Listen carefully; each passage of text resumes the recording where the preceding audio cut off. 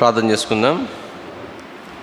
ప్రేమ స్వరూపిణి మా తండ్రి, పరిశుద్ధుడైన దేవ, నమ్మదైన మా రాజా, మీ ఘనమైన ఉన్నతమైన పరిశుద్ధమైన నామమున స్తోత్రం చెల్లించుకుంటున్నాం. మరోసారి ప్రభా దీనిపై మీ పాసాన్ని దేవునికి వస్తుంటున్నాం. దయతో జ్ఞాపకం చేసుకుని కనికరించము. సమయం మాకెంతో దీవెనకరంగా ఆశీర్వాదకరంగా చేయవలసిందిగా ప్రార్థన చేస్తున్నాం. ఈ మాసం కొరకై మీరు మాకు అనుగ్రహించిన శ్రేష్టమైన తరుణాన్ని బట్టి స్తోత్రములు. ప్రభా మీ ఇంటికి చేరగల వారందరిని బట్టి కూడా మేము స్తుతిస్తూ కనపరుస్తుంటున్నాం. ఇంకను ప్రభా మీ ఏర్పాట్లను వారందరిని కూడా మీరు జ్ఞాపకం చేసుకుని మీ ఇంటికి ప్రభా తోడుకొని రావాల్సిందిగా ప్రార్థన చేస్తుంటున్నాం. మీ వాక్యం ద్వారా మాతో మీరు మాట్లాడవలసిందిగా ప్రార్థన చేస్తుంటున్నాం. మీ యొక్క ఆత్మీయ సంచారం మా మధ్యలో ఉంచవలసిందిగా ప్రార్థన చేస్తుంటున్నాం. ప్రభా మీ సన్నిధిని మేము సంపూర్ణంగా మీ ఇంటిలో అనుభవించుకున్నట్లుగా సహాయం చేయవలసిందిగా ప్రార్థన చేస్తుంటున్నాం. పాటల ద్వారా వాక్యం ద్వారా ప్రభా నిచ్చిన మా తండ్రి దేవా ప్రభా మీ యొక్క స్వరం వినగలట కొరకైనా సహాయం అనుగ్రహించవలసిందిగా ప్రార్థన చేస్తుంటున్నాం. చివరి దినాల్లో అంత్య దినాల్లో మా ప్రభు రాకడ బహు సమీపించిన దినాల్లో ఉంటుండగా దేవా కృపతో మీరు మమ్మల్ని జ్ఞాపం చేసుకుని మీ వాక్యం అనేటువంటి ఉదక స్నానం చేసి చేత ప్రభావములను పవిత్రపరచవలసిందిగా ప్రార్థన చేస్తుంటున్నాం.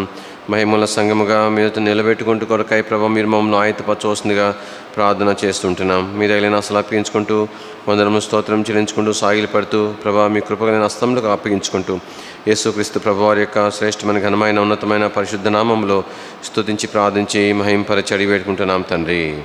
ఆమేన్. పాట సంఖ్య 585 పాట.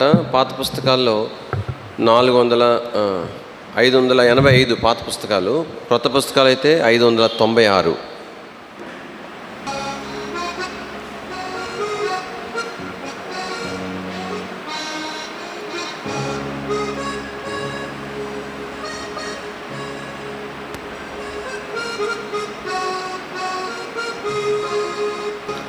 ఓ యెహోవా, నీవే నన్ను శోధించి ఎరిగితివి. ఓ యెహోవా, నీవే నన్ను శోధించి ఎరిగితివి.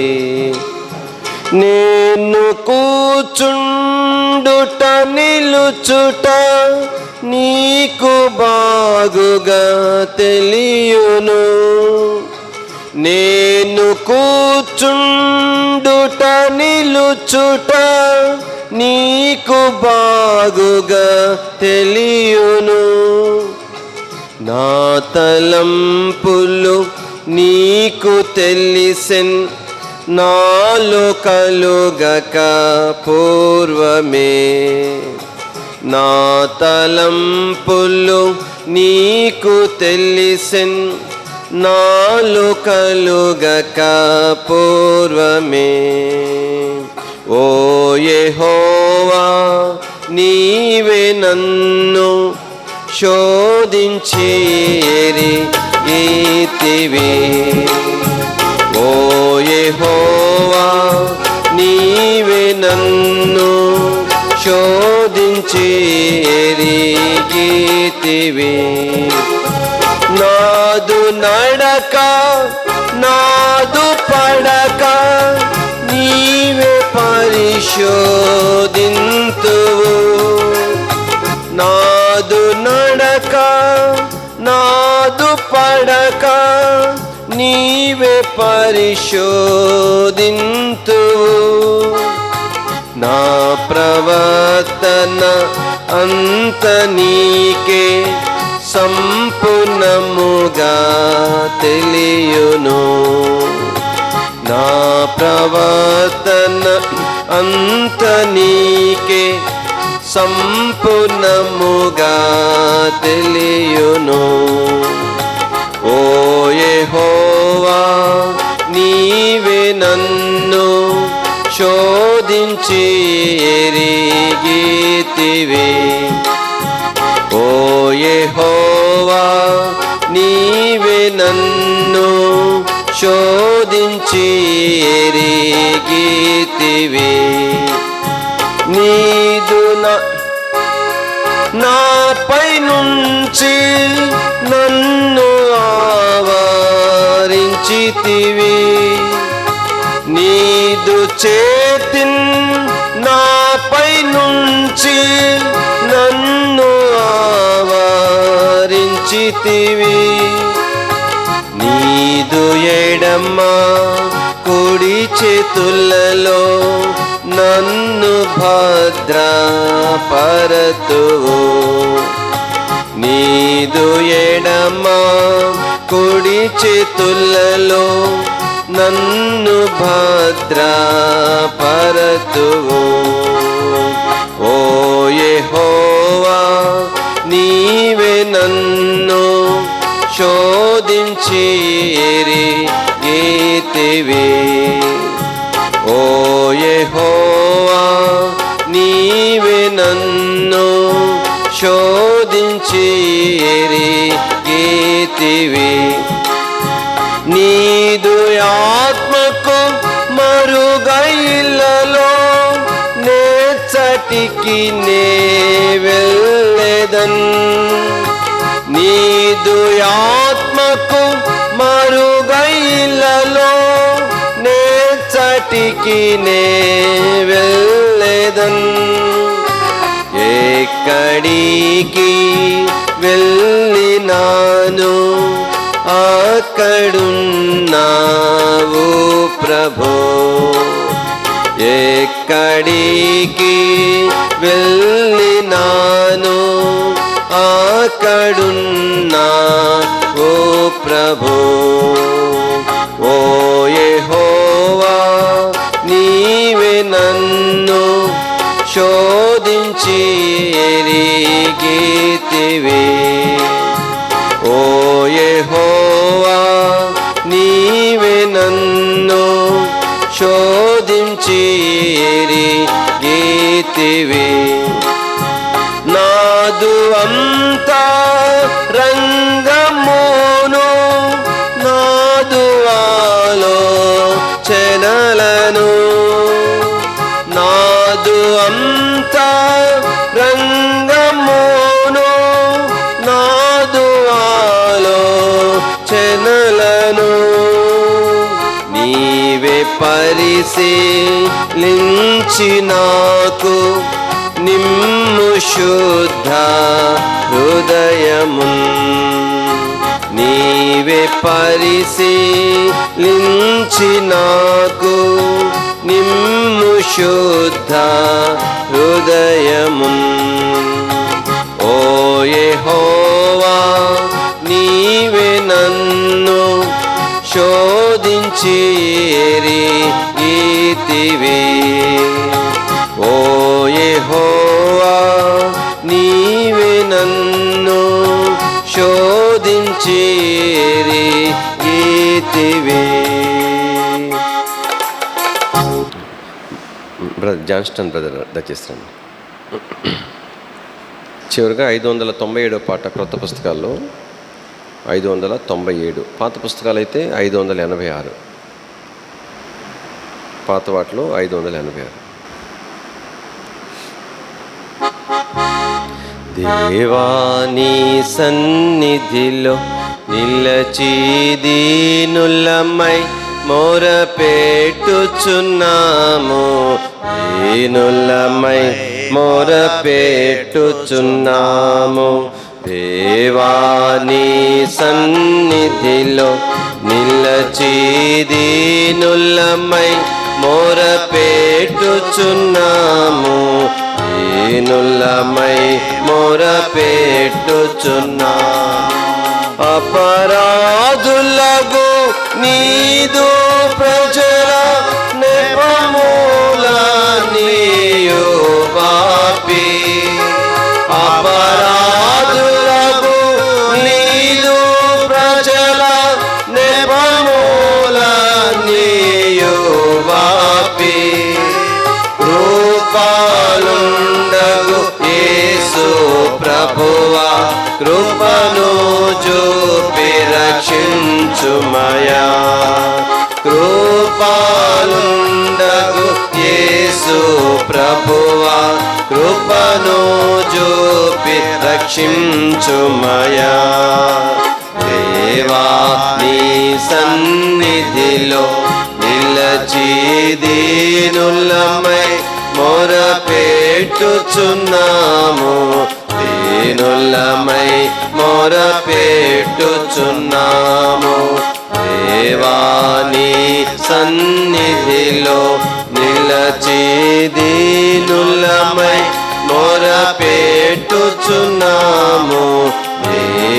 దీనులమై మొరపెట్టుచున్నాము. చేసియున్నాము నేరములెన్నో, చేసిన మేలులను మరచి. చేసియున్నాము నేరములెన్నో, చేసిన మేలులను మరచి.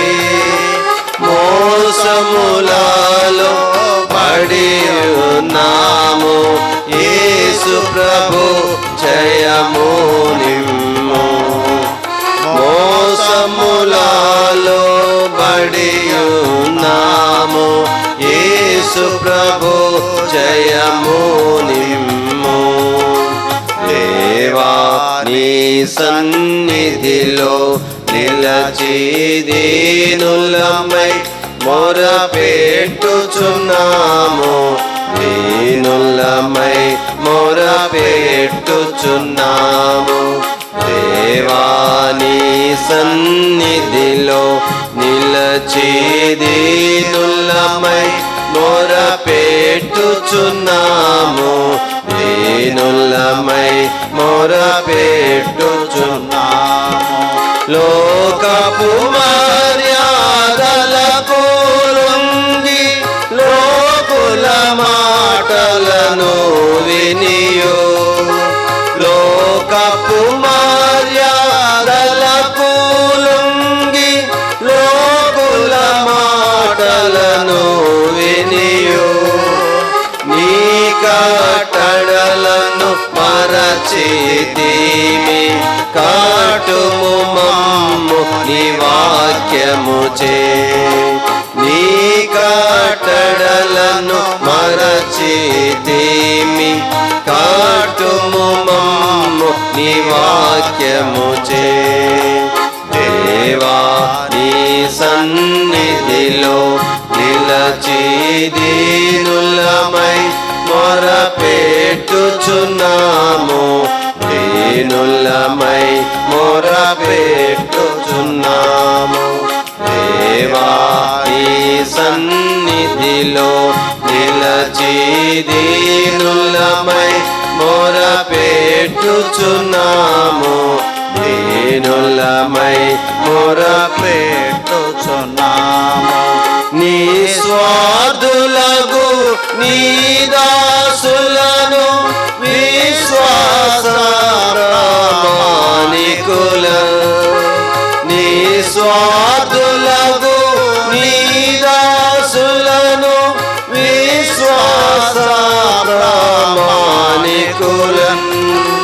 శాశ్వతమైన ప్రేమతో నింపు, విశ్వాసులు స్థిరపడి నడువా. శాశ్వతమైన ప్రేమతో నింపు, విశ్వాసులు స్థిరపడి నడువా.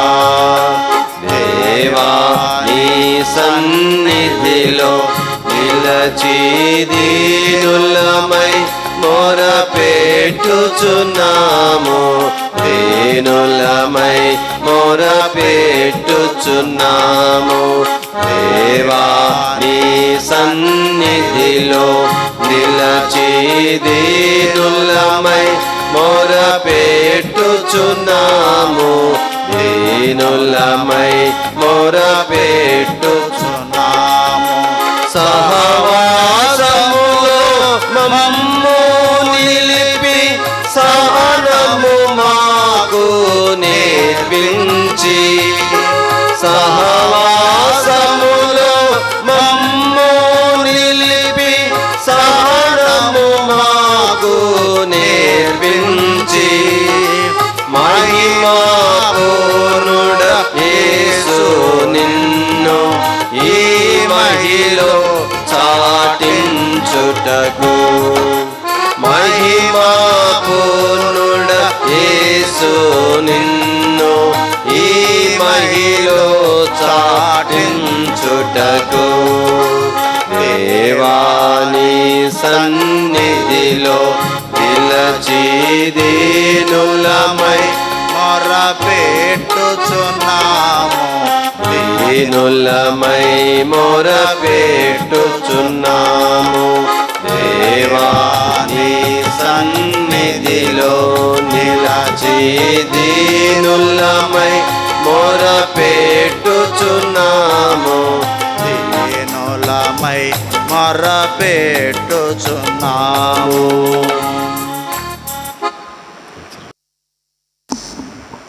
మనం ప్రార్థనలోనికి వెళ్ళే ముందుగా దేని వాక్యంలో నుంచి మార్కు సువార్త 3వ అధ్యాయం 13వ వచనం నుంచి మనం మార్చి చదువుకుందాం. మార్కు సువార్త 3వ అధ్యాయము 13వ వచనం నుంచి మార్చి. ఆయన కొండెక్కి తనకిష్టమైన వారిని పిలవగా వారు ఆయన యొద్దకు వచ్చిరి. వారు తనతో కూడా ఉన్నట్లు దయ్యమును వెలగొట్టు అధికారం గలవారై సువార్త ప్రకటించుటకును వారిని పంపవలనని ఆయన 12 మందిని నియమించాను. వారెవరనగా ఆయన పేతురు అను పేరు పెట్టిన సీమోను, చదవని 17వ వచనం, జబదయి కుమారుడు యాకోబు, అతని సహోదరుడు యోహాను, వీరిద్దరికీ ఆయన బోయనెర్గెస్ అను పేరు పెట్టెను. బోయనెర్గెస్సు అనగా ఉరిమేడు వారని అర్థం. అంద్రెయ, ఫిలిప్పు, బర్తలోమయి, మత్తయి, తోమ, అల్పై కుమారుడు యాకోబు, తద్దయి, కనానీయుడైన సీమోను, ఆయన అప్పగించిన ఇస్కరియోతు యోధ అనువారు. ప్రభు సహాయం కొరకే ప్రార్థన చేసుకుందాం.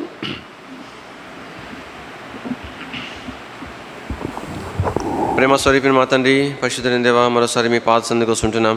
ప్రభా తను మేము వింటూ ఉండగా చదవన లేఖన భాగం విషయమై ప్రభా మీ దగ్గర అసలు అప్పగించుకుంటున్నాం.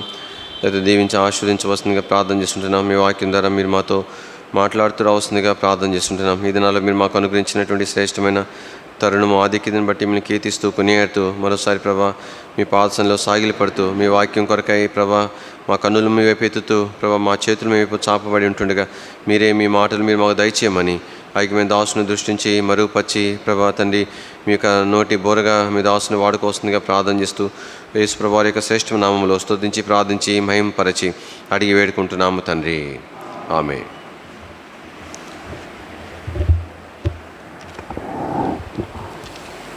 యోహాను సువార్త, మార్కు సువార్త 3వ అధ్యాయం 13వ వచనంలో ఆయన కొండ ఎక్కి తనకిష్టమైన వారిని పిలవగా, మీరేం చేసి అట్లా వేసుకున్నారు అక్క, ఏమనుకోవద్దు.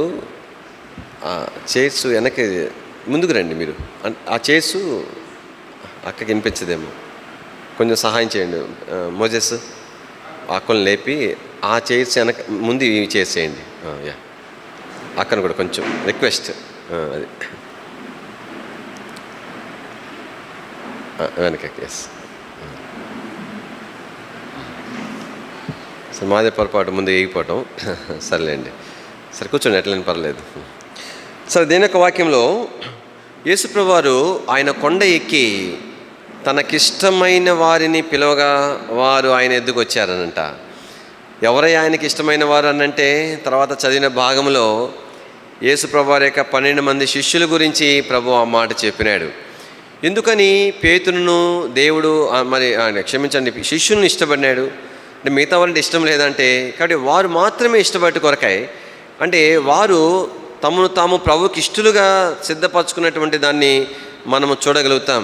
కాబట్టి వారు దేవునికి వారు లోబడే విధానం కానీ వెంటనే లోబడే విధానం కానీ, కాబట్టి మరియు దేవుడు వారిని ఇష్టపడినట్లుగా మనం చూస్తున్నాం. కాబట్టి ఈ దినాలలో ఈ శిష్యుల యొక్క జీవితంలో కొంతమేర ధ్యానించడం ద్వారా, వారి వల్లే మనం ఉండటం ద్వారా దేవుడు మనల్ని కూడా ఆయన ఇష్టపడేవాడుగా ఉంటాడు. అందుకని ఈ దినాల్లో స్థానిక సంఘానికి ఇచ్చిన వాగ్దానం మనం జ్ఞాపం చేసుకున్నాం కదా, నీవు బహుప్రియుడువు అంటే దేవునికి ప్రియులుగా ఇష్టలుగా ఉండాలి అనేటువంటిది దేవుని యొక్క ఉద్దేశము అయి ఉంటున్నది అనమాట. కాబట్టి దేవుని యొక్క మరి శిష్యుల విషయమై మనం కొంతమేర ధ్యానం చేస్తుంటున్నాం. పేతుని గురించి గత 2 మాసాల్లో కొంతమేర మనము జ్ఞాపం చేసుకుంటా వచ్చినాం. పేతుని దేవుడు ఎలాగ ఏర్పాటు చేస్తున్నాడు, పేతురు యొక్క ప్రారంభము ఎలాగన దైవికమైన పశ్చాత్తాపంతో ప్రారంభించబడిందో జ్ఞాపం చేసుకున్నాం. దేవుడు పేతురుకు మరి కొన్ని విషయాల్లో కొన్ని పాఠాలు కూడా నేర్పిస్తూ వచ్చినాడు. దాని తర్వాత మనం జ్ఞాపం చేసుకున్నాం, అక్కడ 3 శిష్యులను ప్రభు ప్రత్యేకంగా వెంటబెట్టుకొని వెళ్ళినటువంటి సందర్భాలు. దాని ద్వారా ప్రభు మాట వినాలని, దేవుని మహిమపరచాలని కొన్ని తలంపులు మనము జ్ఞాపం చేసుకుంటూ వచ్చినాం. ఇప్పుడు పేతురు యొక్క జీవితంలో మరి అపోస్తల కార్యం నుండి తన సేవా పరిచర్య విషయమై కొంతమేర జ్ఞాపం చేసుకోవడానికి మనం ప్రయత్నం చేస్తాం. దీని వాక్యంలో అపోస్తల కార్యాల్లో మనం జ్ఞాపం చేసుకున్నప్పుడు ఇక్కడ పేతురు విషయమై మనము జ్ఞాపం చేసుకుంటే చూడండి, అపోస్తల కార్యంలో 1వ అధ్యాయము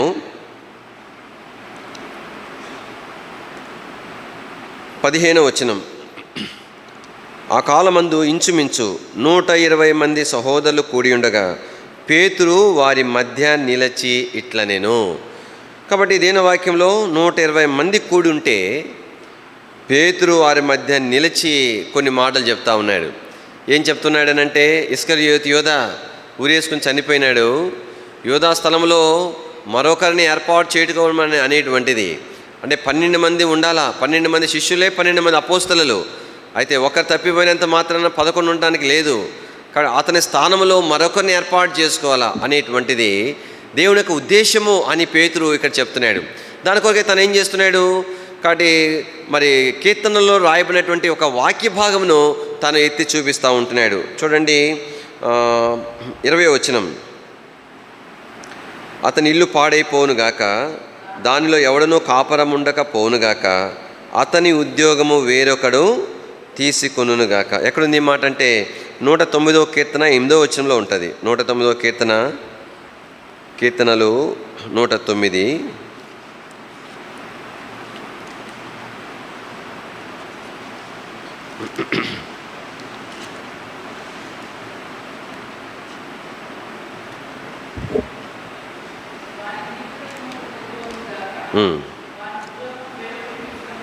వాని ఉద్యోగము వేరొకడు తీసుకొనును గాక. కాబట్టి దేనొక వాక్యంలో వాని ఉద్యోగము వేరొకడు తీసుకును గాక. కాబట్టి మా యొక్క ఆ ఉద్యోగం తను పోగొట్టుకున్నాడు, ఆ శ్రేష్టతను పోగొట్టుకున్నాడు, అది వేరొకడు తీసుకును గాక. తలంపు ఏంటంటే పేతురు ఇలాగున లేఖన భాగముల విషయమై ఎంత చక్కని గ్రహింపగలిగినటువంటి వానిగా పేతురుని మనం చూస్తాం. ఆ తర్వాత 2వ అధ్యాయంలో పేతురు ప్రసంగిస్తూ వచ్చినాడు.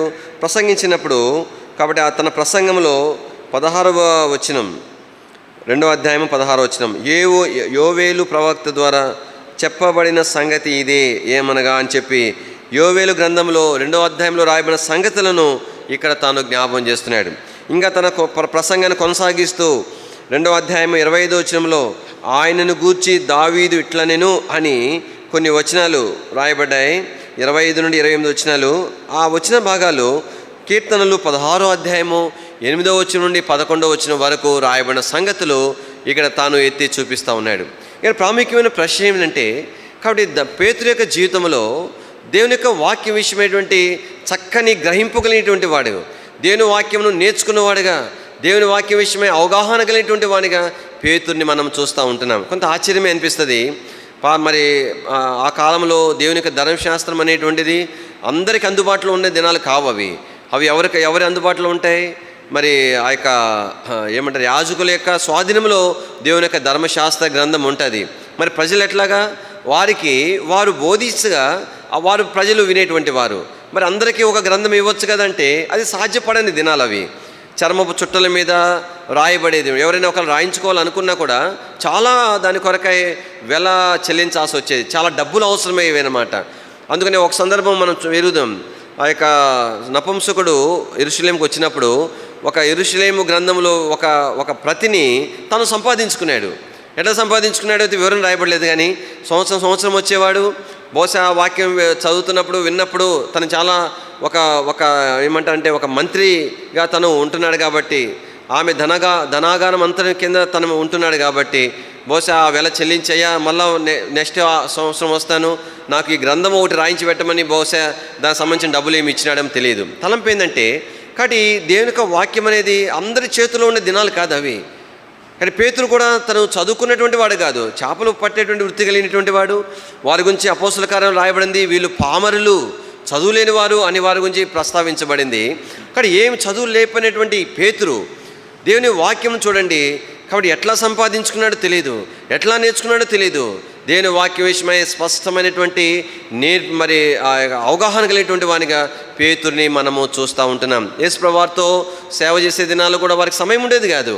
నిద్ర లేచిన దగ్గర నుండి ప్రజలు వారిని వెంబడిస్తూ వచ్చేవాళ్ళు. సాయంకాలం వరకు పరిచయం ఉంటా ఉండేది. మరలా వారు రాత్రి సమయం మాత్రం వారికి విశ్రాంతి కొరకే ఉండేది. కాబట్టి ఎంతో ఆశ్చర్యమే. అయినా పేతురు విషయమై మనం నేర్చుకునే పాఠం ఏంటంటే, పేతురు దేవుని వాక్యమును చక్కగా తేటగా నేర్చుకున్న మనుషునిగా పేతుర్ని మనం చూస్తూ ఉంటున్నాం. ఈ దినాల్లో దేవుని ప్రజలంగా మనం జ్ఞాపం చేసుకోవాలా. కాబట్టి నేను కూడా ఏమి నేర్చుకోవాల్సిన వారికి ఉంటున్నాం చెప్పండి? దేవుని యొక్క వాక్యమును నేర్చుకోవలసిన వారికి ఉంటున్నాం. దేవుని వాక్యం విషయమైనటువంటి స్పష్టమైనటువంటి గ్రహింపు కలిగి ఉన్నట్లుగా దేవుని వాక్యాన్ని మనం నేర్చుకోవాలా. అందుకని దేవుని యొక్క ఇంటికి మనం ఎందుకు వస్తామనంటే, దేవుని సన్నిధి కొరకు వస్తాము, దేవుని పిల్లల సహవాసం కొరకు వస్తాము. ఇవన్నీ ముఖ్యమే. కానీ వీటన్నిటితో పాటు వీటన్నిటికంటే ప్రాముఖ్యంగా దేని కొరకు వస్తాం చెప్పండి? దేవుని వాక్యం కొరకై మనం పరిగెత్తుకొని వస్తాం. కానీ ఎందుకు దేవుని వాక్యంలో జాగ్రత్తగా మనం వింటాం? ఎందుకు దేవుని వాక్యాన్ని మనం చదువుతాము, దేవుని వాక్యాన్ని ధ్యానిస్తామంటే, కాబట్టి దేవుని యొక్క వాక్యం విషయమైనటువంటి తేటైనటువంటి గ్రహింపు ఈ దినాల్లో మనము ఉండవలసిన వారం. మనం చదువు లేకపోవచ్చు కాక, పేతురు కూడా మరి చదువున్నట్టుగా రాయబడలే, అయినా కూడా దేవుని వాక్యాన్ని తను నేర్చుకున్నాడు. దేవుని యొక్క ప్రజలంగా మన జీవితాల్లో జ్ఞాపం చేసుకోవాల్సింది, దేవుని యొక్క వాక్యమును కొరకైనటువంటి ఆ యొక్క ఆశ మనము కలిగి ఉండాలా. ఆ వాక్యమును మనము జాగ్రత్తగా విని దానిని మనము నేర్చుకోవలసి ఉన్నది. ఎందుకోసం దేవుని వాక్యాన్ని మనం నేర్చుకోవాలా? ఒకవేళ నేను సేవకునిగా ఉన్నాను, ఎందుకు దేవుని వాక్యాన్ని నేర్చుకోవాలా అంటే, మంచి మంచి ప్రసంగాలు సిద్ధపరచుకోవడం కొరక దేవుని వాక్యం నేను నేర్చుకోవాల్సింది. దేవుని వాక్యము ఎందుకోసం అంటే, మొట్టమొదటిగా దేవుని వాక్యము నా ఆత్మీయ జీవితం యొక్క మేలు కొరకు, నేను ఆత్మీయంగా బలపరచబట్టు కొరకు నాకు వాక్యం అవసరమైంది. కానీ ప్రసంగము ప్రభు ఇచ్చింది చెప్తాము లేదు, వేరే సంగతి. కానీ దేవుని వాక్యం ఎందుకోసం అంటే, మొట్టమొదటిగా వాక్యము నా ఆత్మీయ జీవితం యొక్క మేలు కొరకు. అందుకని దేవుని వాక్యంలో మనము జ్ఞాపం చేసుకుంటూ వచ్చినప్పుడు, నిర్గమాకాండంలో మోషేతో ప్రభు ఒక మాట చెప్తాడు. నిర్గమాకాండము 34వ అధ్యాయం, నిర్గమాకాండము 34వ అధ్యాయం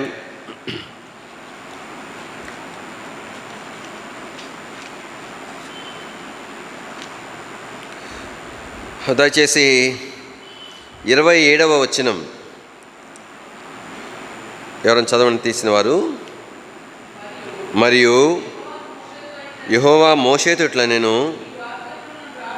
ఈ వాక్యములను వ్రాసికొనుము.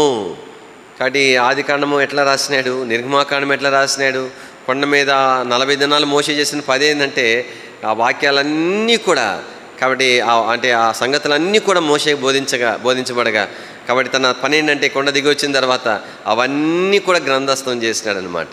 సరే, దేవుని వాక్యంలో ప్రభు మోషేతో చెప్తున్నాడు, ఈ వాక్యములను ఏం చేయి, నువ్వు వ్రాసి కొనుము. ఎందుకంట చదవండి, ఏలయనగా ఈ వాక్యం బట్టి చివరిలో ఒక మాట ఉంటుంది, నిబంధన చేసి ఉన్నాను. కాబట్టి నేను ఏదైనా ఒక మాట ఇచ్చానంటే, ఒక నిబంధన చేశానంటే దానికి బేస్ ఏంటి, దానికి ఆధారం ఏంటంటే దేవుని వాక్యమే. ఏ విషయంలోనే సరే ప్రభు కాబట్టి ఇలా చేస్తే ఆయన సంతోషపడతాడు అనేటువంటిది నేను చెప్పగలుగుతానంటే దేని బట్టి చెప్పగలుగుతాను? దానికి ఆధారం ఏంటంటే దేవుని యొక్క వాక్యమే. ఇలాగుంటే దేవుడు బాధపడతాడు, ఆయన కోపం వస్తుంది అనే సంగతి నేను ఎట్లా చెప్పగలుగుతాను? దాని కొరకైనటువంటి నియమం ఏంటంటే దేవుని యొక్క వాక్యంని ఆధారం చేసుకుని నేను చెప్పగలుగుతాను. కానీ ప్రభు అంటున్నాడు, ఎందుకోసమే దేవుని వాక్యం రాసుకోవాలనంటే, ఏలయనగా ఈ వాక్యమును బట్టి నేనేం చేస్తాను చెప్పండి, నిబంధన చేసుకుంటాను. కాబట్టి ఈ వాక్యం బట్టి మీరు నడుచుకుంటే నేను ఇలాగ ఆశీర్వదిస్తాను, ఈ వాక్యం మీరు అనుసరించకపోతే ఇలా నష్టపోతారు. ఇది నిబంధన, ఈ వాక్యం. అందుకనే దీని వాక్యంలో ఈ వాక్యము మనము నేర్చుకోవలసిన వారికి ఉంటున్నాం. అందుకని ఈ మాట చెప్తూ ఎంతో తేటగా చెప్పినాడు ప్రభు మోషేకి. ఏమని చెప్పినాడు? ఈ వాక్యములను వ్రాసికొనుము. చదవండి, ఏలయనగా ఈ వాక్యములను బట్టి. కానీ ఈ నిబంధన యొక్క ప్రారంభం చూడండి. నేను ఇశ్రాయేల్తో లేని దేవుని ప్రజలతో, నా ప్రజలతో అనే ప్రక్రియలో భాగంగా మొదట ప్రభు ఏమంటున్నాడు? నీతోనూ. అదనమాట.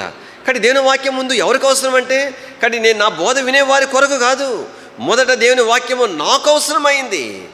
కాబట్టి దేవుని వాక్యం ద్వారా నేను కాబట్టి ఆయనకు అనుకూలంగా నడుచుకోవలసి ఉన్నది. దేవుని వాక్యాన్ని ఆధారం చేసుకుని కాబట్టి నేను నా ప్రభువుని దుఃఖ పెట్టకుండా ఉండవలసి ఉన్నది. మొట్టమొదటిగా ఈ వాక్యం ఎవరి కోసం అంటే ప్రభు మోషేతో చెప్తున్నాడు, నీతో అని చెప్తున్నాడు.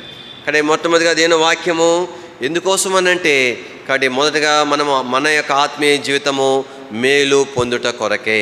రెండవదిగా దేవుని వాక్యం ఎందుకోసం అని అంటే దేవుని యొక్క హృదయమును ఎరుగుట కొరకై దేవుని వాక్యం చదవాలి. అందుకని దేవుని వాక్యం ఎప్పుడు మనం పోగొట్టుకోకూడదు. ఇప్పుడు మీరు వచ్చినారు, ఒక సహోదరుతో నేను మాట్లాడుతూ వచ్చినాను, అన్న నేను ఎక్కువసేపు ఉండలేను అని అన్నారు. అంటే నేను అన్నాను, అట్లా కాదులేండి, అట్లా కాదు అని చెప్తే నాకు ఒక ధైర్యం వచ్చింది. ఒక మాట దగ్గర ఏమి ధైర్యం వచ్చిందంటే, మందిరానికి వచ్చి చూడండి, అంత పెద్ద వయసులో వస్తారు, చివరి దాకా ఉంటారు, మరి వాడు ఉన్నప్పుడు మనం ఉండొచ్చు కదంటే మాట్లాడలేకపోయినారు. మంచిదే, సంతోషం అనిపించింది ఆ మాటకు నాకు కూడా. దేవుని వాక్యంలో ఎందుకు నేను జ్ఞాపం చేస్తానంటే, ఎందుకు దేవుని ఇంటికి మనం వస్తున్నాం? దేవుని వాక్యం కొరకు. ఎందుకు బైబిల్ స్టడీ కొరకు? అక్కడ దేవుని వాక్యం ఉంది. ప్రార్థన కూడికి ఎందుకు వస్తాము? దేవుని వాక్యం బోధించబడుతుంది. ఎందుకు సువార్త కూడికి వెళ్తాము? అక్కడ దేవుని వాక్యం బోధించబడుతుంది. ఒక స్తుతి కూడికి ఉంటుంది, అది వాళ్ళ విశ్వాసం అయి ఉండొచ్చు, తెలిసిన వారు అయి ఉండొచ్చు, తెలియని వారు అయి ఉండొచ్చు, వాళ్ళు వ్యక్తిగతంగా పిలిచి ఉండవచ్చు, లేదంటే మందిరంలో ప్రకటన చేసి ఉండవచ్చు. వెళ్తున్నామంటే వారు తెలియని బట్టి వెళ్తాము, అనేక కారణాలు ఉన్నా కూడా. కానీ అక్కడ దేవుని వాక్యం ప్రకటించబడుతుంది. ప్రతి స్థలంలో నేను వెళ్తున్నానంటే ఎందుకోసం అంటే దేవుని వాక్యం కొరకు. ఎందుకు ఆ వాక్యం చెప్పండి? ఆ వాక్యం ద్వారా నేను మేలు పొందాలా, ఆ వాక్యం ద్వారా నేను బలం పొందాలా. రెండవదిగా ఆ వాక్యం ఎందుకోసం అంటే దేవుని వాక్యము దేవుని యొక్క కాబట్టి హృదయాన్ని ఎరుగుట కొరకే. దేవుని వాక్యంలో దావీదు గురించి చక్కని సాక్ష్యం ఇవ్వబడతా వచ్చింది. దయచేసి చూడండి, అపోస్తుల కార్యములు 13వ అధ్యాయం. అపోస్తుల కార్యములు 13వ అధ్యాయం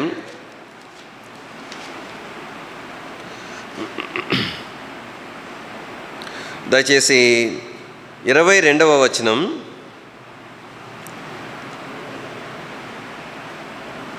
అపోస్తుల కార్యములు 13వ అధ్యాయము 22వ వచనం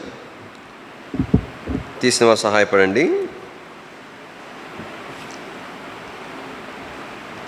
అపోస్తుల కార్యములు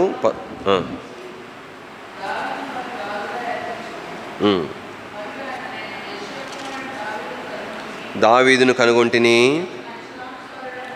కాడి దావీదు విషయమై ప్రభు సాక్ష్యమిస్తూ, నేను యెషయి కుమారుడైన దావీదును కనుగొంటిని, అతడు నా ఇష్టానుసారుడైన మనుషుడు. అంటే అర్థం ఏంటంటే, దావీదు ఏమైనా చేస్తే దేవుడు దేనిని ఇష్టపడతాడో దానిని మాత్రమే చేస్తాడంట. అది ఇంకా అది తప్ప ఇంకోటి చేయడంట. అంటే అర్థం ఏంటి? దేవుని ఇష్టాలు ఎవరికి తెలుసు అని చెప్పండి? దావీదు తెలుసు. అంటే ఇంకా దర్శనంలో కనబడని చెప్పినాడా? సహజంగా కొంతమంది అడుగుతుంటాం, మీరేమి ఇష్టపడతారు? ఎవరైనా జనరల్గా వెళ్తున్నప్పుడు, ఎవరైనా గెస్ట్లు వస్తున్నప్పుడు, సేవకులు ఎవరైనా మీటింగ్స్ వచ్చేటప్పుడు అడుగుతుంటాం, మీరేం తింటారు, ఏమి తినరు, మీకు ఏమి ఇష్టం అని అడుగుతుంటారు అనమాట. కాబట్టి ఇక్కడ దేవుని వాక్యంలో దావీదు విషయం చూస్తున్నాం.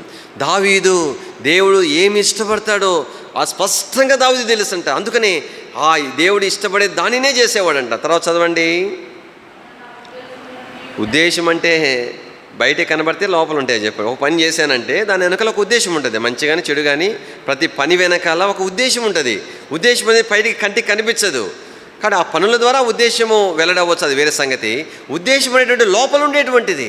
కాబట్టి దేవుని వాక్యంలో దావీదు విషయం ప్రభు ఏమన్నాడంటే, నా ఉద్దేశములు అన్నట్లు ఇంకో మాట అన్నాడు. ఏమి చూడండి, ఉద్దేశములు అన్నీ అంటున్నాడు. చూడండి ఆ మాట చదువుతుంటే ఎంత ఒళ్ళు జలధరిస్తుందో. అంటే దేవుని హృదయంలో ఉండేటువంటి ఆయన ఆలోచనలు, ఉద్దేశాలు అన్నీ కంప్లీట్గా దావీదుకి తెలుసంట. అందుకని ఆ వాటన్నిటినీ దావీదు ఏం చేస్తాడు చెప్పండి? నెరవేర్చువాడు.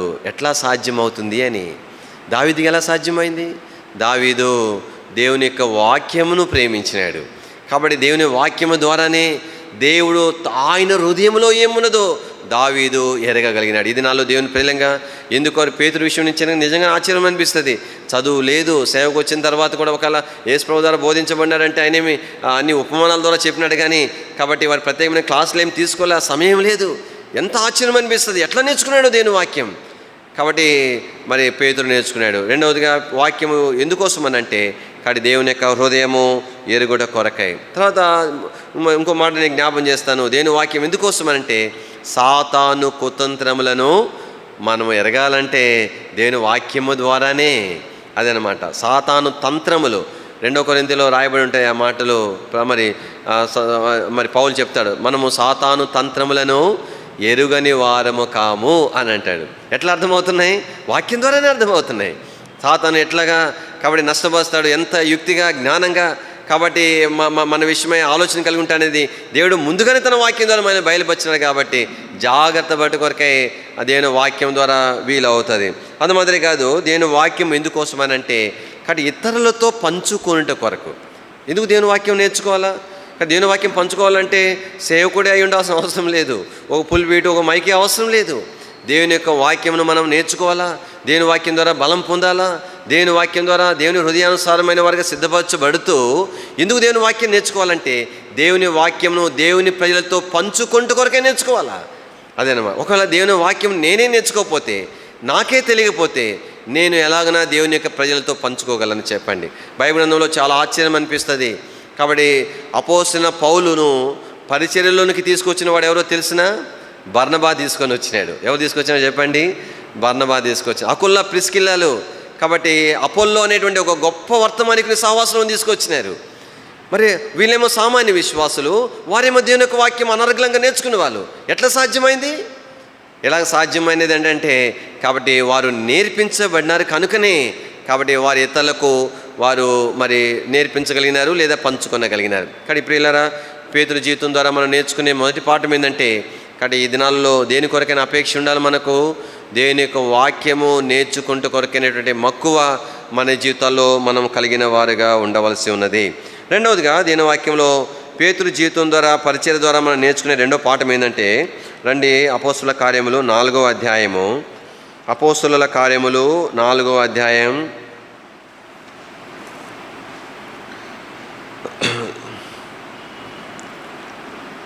దయచేసి 8వ వచనం. అపోస్తుల కార్యములు 4వ అధ్యాయము 8వ వచనం చదవండి దయచేసి.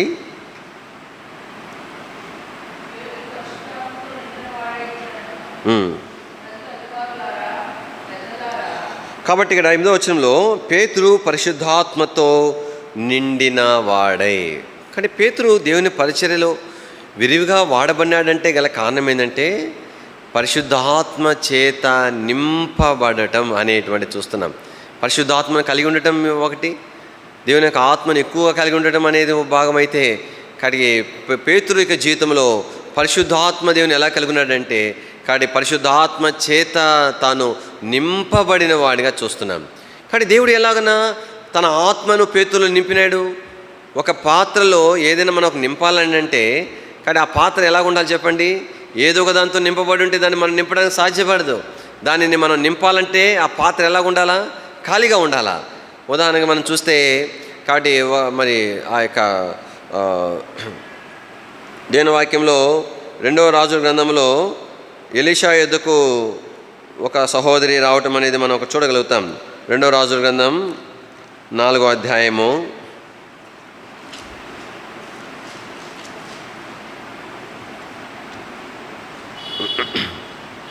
అందరు ప్రవక్తల శిష్యులలో ఒకని భార్య, నీ దాసుడైన నా పెనిమిటి చనిపోయిను, అతడు యెహోవా యందు భక్తి గలవాడని నీకు తెలిసే ఉన్నది. ఇప్పుడు అప్పుల వారు నా 2 కుమారులను తనకు దాసులో ఉండేడు కనుక వాడిని పట్టుకొని పోటకు వచ్చి ఉన్నాడని ఎలీషాకు మొరపెట్టగా. అక్కడ ఎలీషా ఏం చెప్పినాడు చూడండి, 3వ వచనం చదవండి.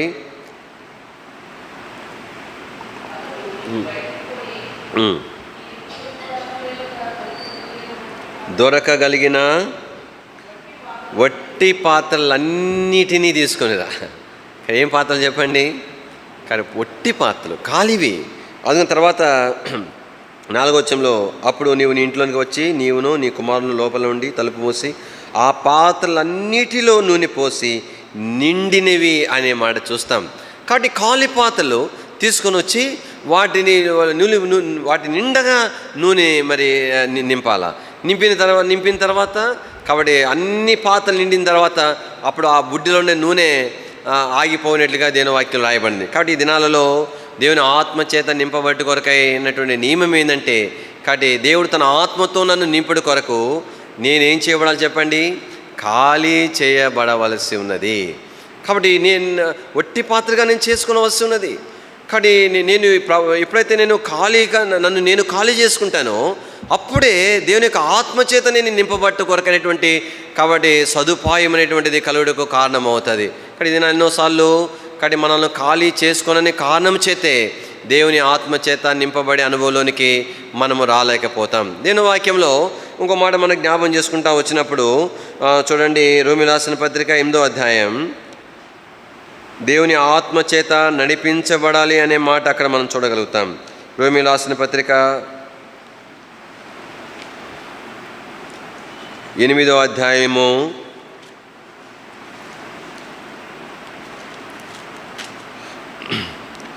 14వ వచనం, దేవుని ఆత్మచేత ఎందరూ నడిపింపబడుదురో వారందరూ దేవుని కుమారులై ఉందురు.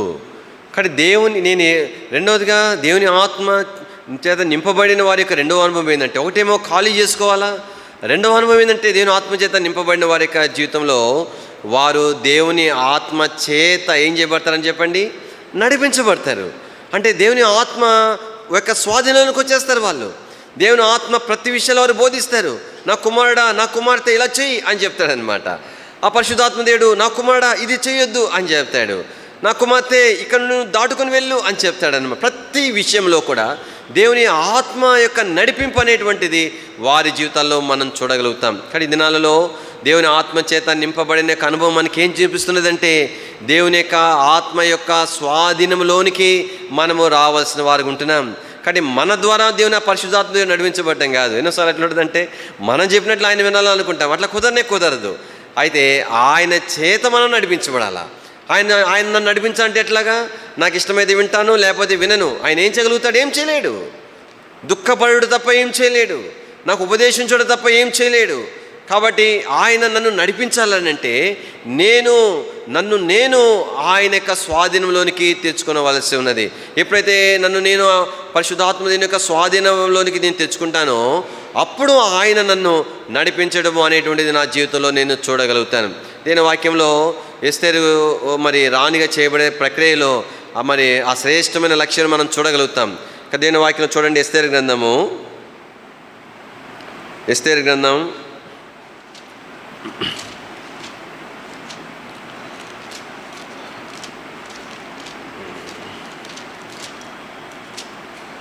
2వ అధ్యాయం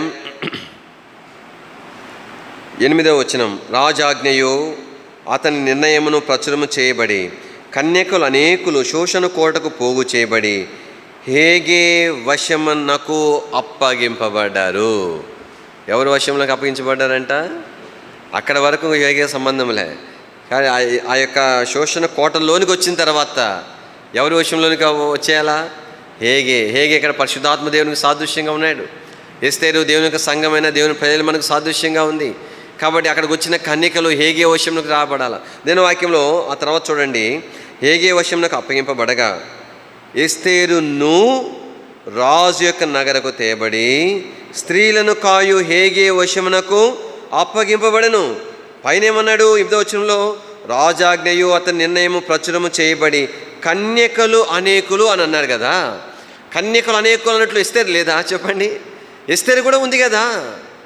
కానీ పరిశుద్ధాత్మ దేవుడు చూడండి ఎంత చక్కగా రాయిమిచ్చి పెట్టినాడు.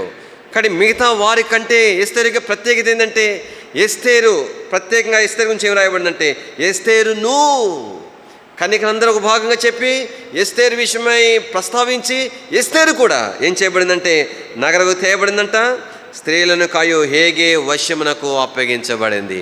కాబట్టి దీని వాక్యంలో అంటే అర్థం ఏంటంటే, ఎస్తేరు వశమునకు అప్పగించబడటం కాదు, ఎస్తేరు తన్ను తాను హేగేక వశమునకు అప్పగించుకుంటా వచ్చింది.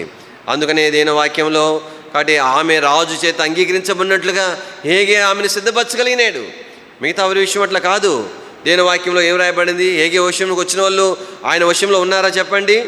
ఒక మాట మనం చూస్తాం, చూడండి దయచేసి 13వ వచనం, మరియు అంతఃపురంలో నుండి రాజు ఇంటిలోనికి వెళ్ళవలసిన సమయమందు ఆమె ఏమేమి కోరునో అది అట్టి స్త్రీకి ఇయ్యబడుట కద్దు. అంటే అలంకారాలు ధరించుకొని వెళ్ళాల్సిన క్రమంలో ఏ అలంకారంగా ఉంటే అలంకారం ఇచ్చేవాళ్ళంట. ఇంక స్త్రీలకు అలంకారం పిచ్చే కదండి. వాళ్ళు ఏమనుకొని ఉంటారు, ఆయనమ్మ ఇది వద్దమ్మా, ఇది వేసుకుంటే బాగలేవు అని చెబితే, కానీ ఆమె ఏమంటుంది, దీంట్లోనే నేను అందంగా ఉన్నా, నీకు అర్థం కాలేదే అంటుంది అనమాట.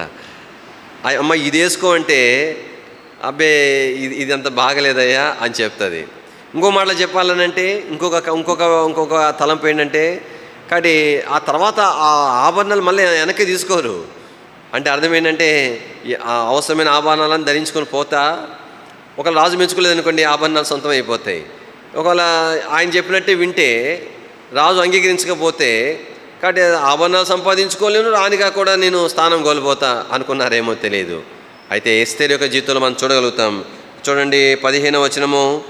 మొర్దెకై తన కుమార్తెగా స్వీకరించుకున్న తన పినతండ్రి అయిన అబీహాయిలు కుమార్తెకు ఎస్తేరు రాజు వద్దకు వెళ్ళటకు వంతు వచ్చినప్పుడు, స్త్రీలను కాయు రాజు యొక్క షండుడైన హేగే నిర్ణయించిన అలంకారముగాక ఆమె మరి ఏమీయూ కోరలేదు. అంటే అర్థమేంటి? ఆమె కోరికలు లేవా? అరే హేగే చెప్తున్నాడు, ఇది వేసుకుంటే నువ్వు బాగుంటావంటే ఆమెకు బహుశా అనిపించుండొచ్చు, ఇది వేసుకుంటే నేను అంత అందంగా లేని అనిపించుండొచ్చు. అయినా పర్వాలే, నేను చక్కగా లేకపోయినా పర్వాలే, ఆయన వేసుకోమన్నాడు, వేసుకుంటానంతే. ఒకవేళ ఆయన చెప్పుండొచ్చు, ఇది వద్దమ్మా అని చెప్పుండొచ్చు, అది వేసుకుంటే ఆమె అందంగా కనపడి ఉండవచ్చు తన దృష్టికి తాను. కానీ కాబట్టి అందంగా కనబడిపోయినా పర్వాలే, కాబట్టి హేగే వద్దన్నాడు కాబట్టి వద్దు. కాబట్టి దీని వాక్యంలో అది వశపరచుకోవటం అంటే, ఆత్మ యొక్క వశంలోనికి రావటం అంటే అర్థం ఏంటంటే, కనుక పరిశుద్ధాత్మ దేవుడు ఏది చెబితే దానిని మాత్రమే చేయడం కొరకై మనం సిద్ధపరచుకోవటం. అంతేగాని దీంట్లో తప్పేముంది, దాంట్లో తప్పేముంది, అది చేస్తాను కాదు. కానీ పరిశుద్ధాత్మ దేవుడు నాకు ఏది చెప్తాడో దానిని మాత్రమే చేయి. కారణం ఏంటంటే, నేను నా వశంలో కాదు, లేదంటే నేను పరిశుద్ధాత్మ దేవుని యొక్క వశంలో నేను ఉండాలా అనేటువంటిది ప్రాముఖ్యమైంది. యేసు ప్రభువు వారి విషయంలో ఒక చక్కని మాట రాయబడి ఉంటుంది. చూడండి, యోహాను సువార్త 2వ అధ్యాయము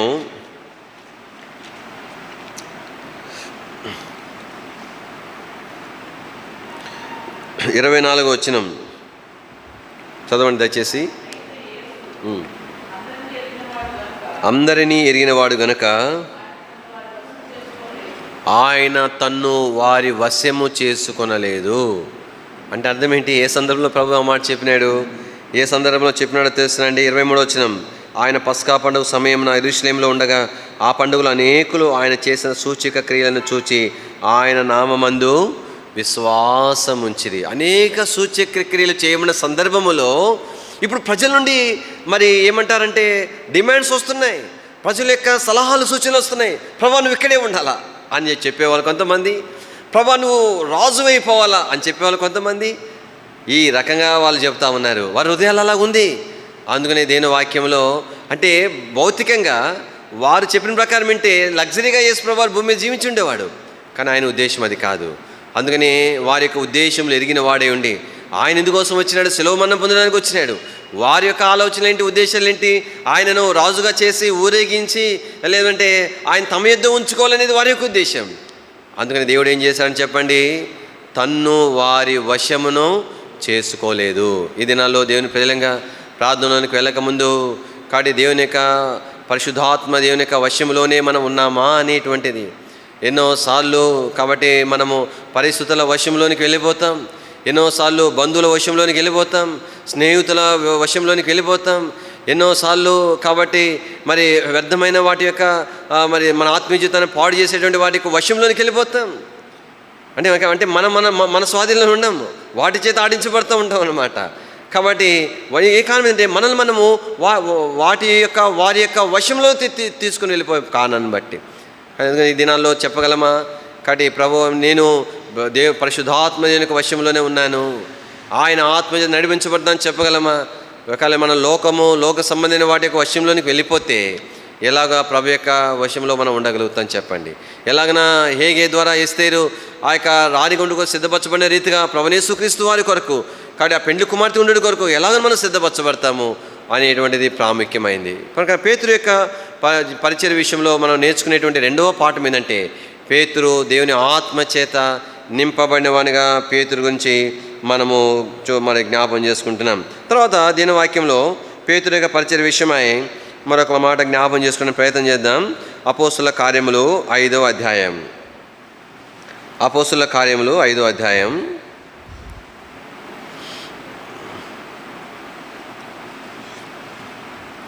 అననీయ అని ఒక మనుషుడు, మొదటి వచనం, తన భార్య అయిన సప్పీరాతో ఏకమై పొలమమ్మిను.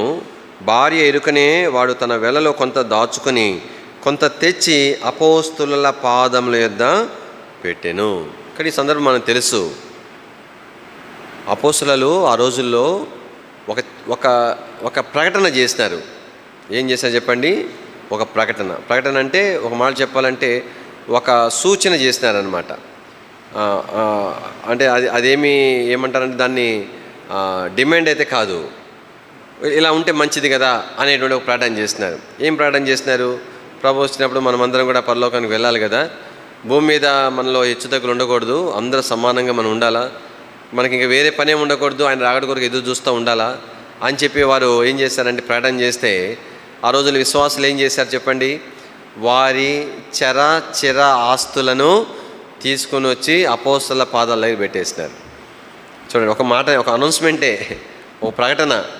ఏమనంటే, కాబట్టి మనలో ఎక్కువ తక్కువ ఉండకూడదు, అందరూ సమానంగా ఉండాలని చెబితే వాళ్ళు ఆ మాట విని ఎంత అమాయకులు చూడండి. అప్పుడున్న దేవుని ప్రజలు పిచ్చోళ్ళలాగా ఉన్నారు. పోయి వెంటనే 2 లక్షలు ఉంటే బ్యాంకులో ఒక ఆయన డ్రా చేసినాడు, ఒక ఆయన 10 లక్షలు ఉంటే డ్రా చేసినాడు. అవి ఏం ఆస్తులు? అవి చరాస్తులు అంటారు వాటిని. చిరాస్తులు అంటే ఏంటి? కాబట్టి పొలము, ఇల్లు, మరి స్థలాలు ఇవన్నమాట. అవన్నీ అమ్మేసేసినారు. అవి అమ్మేసేసి ఆ వచ్చిన డబ్బు, ఈ బ్యాంకులో పెట్టెల్లో ఉండే డబ్బు, బంగారం అంతా తీసుకొని వచ్చి మూట కట్టుకొని వచ్చి కాబట్టి అపోస్తలుల దగ్గర పెట్టి అప్పగించేసుకున్నారు. అప్పగించేసుకొని ఏం చేసినారు చెప్పండి? ఇక ఒక ఆస్తి అంతా తిప్పి కొడితే ₹1,00,000 కూడా లేదు. ఒక ఆయన ఆస్తి ఒక ఆస్తి ఏమో ₹1,00,00,000 ఉంది. కానీ ఈయన ₹1,00,000 ఈయన తెచ్చి పెట్టినాడు, ఆయన ₹1,00,00,000 తెచ్చి ఆయన తెచ్చి పెట్టినాడు. ఇంకా శుభ్రంగా మందిరంలో పాటలు పాడుకోవటం, వాక్యం వినటం, అందరు కలిసి ఆ డబ్బులతో భోజనాలు చేసుకోవటం, భోజనం చేయటం, ప్రభు కొరకు సిద్ధపడతా ఉంటాం అన్నమాట. అది ఎవరు ఒప్పుకుంటారు చెప్పండి ఈ రోజుల్లో? అట్లా చెప్పనండి. ఈ రోజుల్లో ఒక్కళ్ళ మంది నెక్స్ట్ ఆదివారం ఒక్కరు కనపడరు. మీరు బెత్లెహేములో విశ్వాసులు మీ పొలాలన్నీ అమ్మేసి మీ బ్యాంకులో డబ్బులన్నీ తెచ్చి మందిరంలోనే ఇచ్చి మందిరంలో ఉండాలన్నాం అనుకోనండి. సరే, ఈ విషయం పక్కన పెడదాం. అలా సందర్భంలో అననీయ సప్ఫీరాలు కూడా పొలం అమ్మారు. ఇది అంటే బలవంతమేమి లేదు కదా, వీరికి ఒక ఆలోచన కలిగింది. దేవుని వాక్యంలో చూడండి, 3వ వచనంలో పేతురు అన్నాడు, 5వ అధ్యాయం 3వ వచనం చదవండి.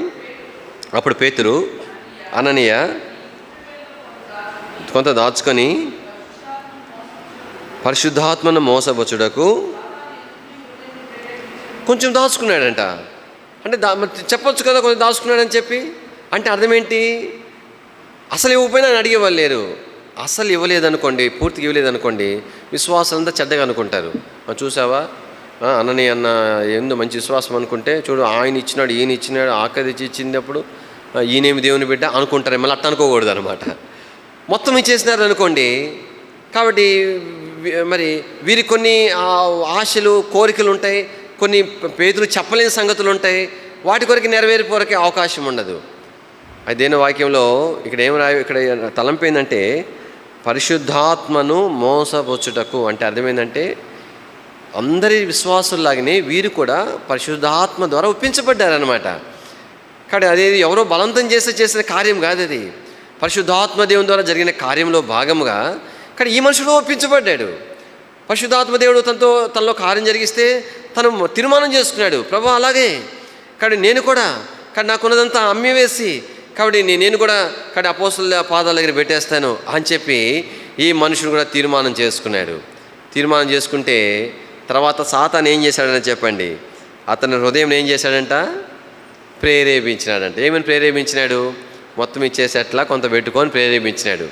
ప్రేరేపిస్తే ఇప్పుడు సాతాను మాట వింటే ఎవరికి మాట ఇచ్చినాడు చెప్పండి? పరిశుద్ధాత్మ దేవునికి మాట ఇచ్చినాడు. ఆయన ప్రేరేపణ ద్వారా తీర్మానం చేసుకున్నాడు.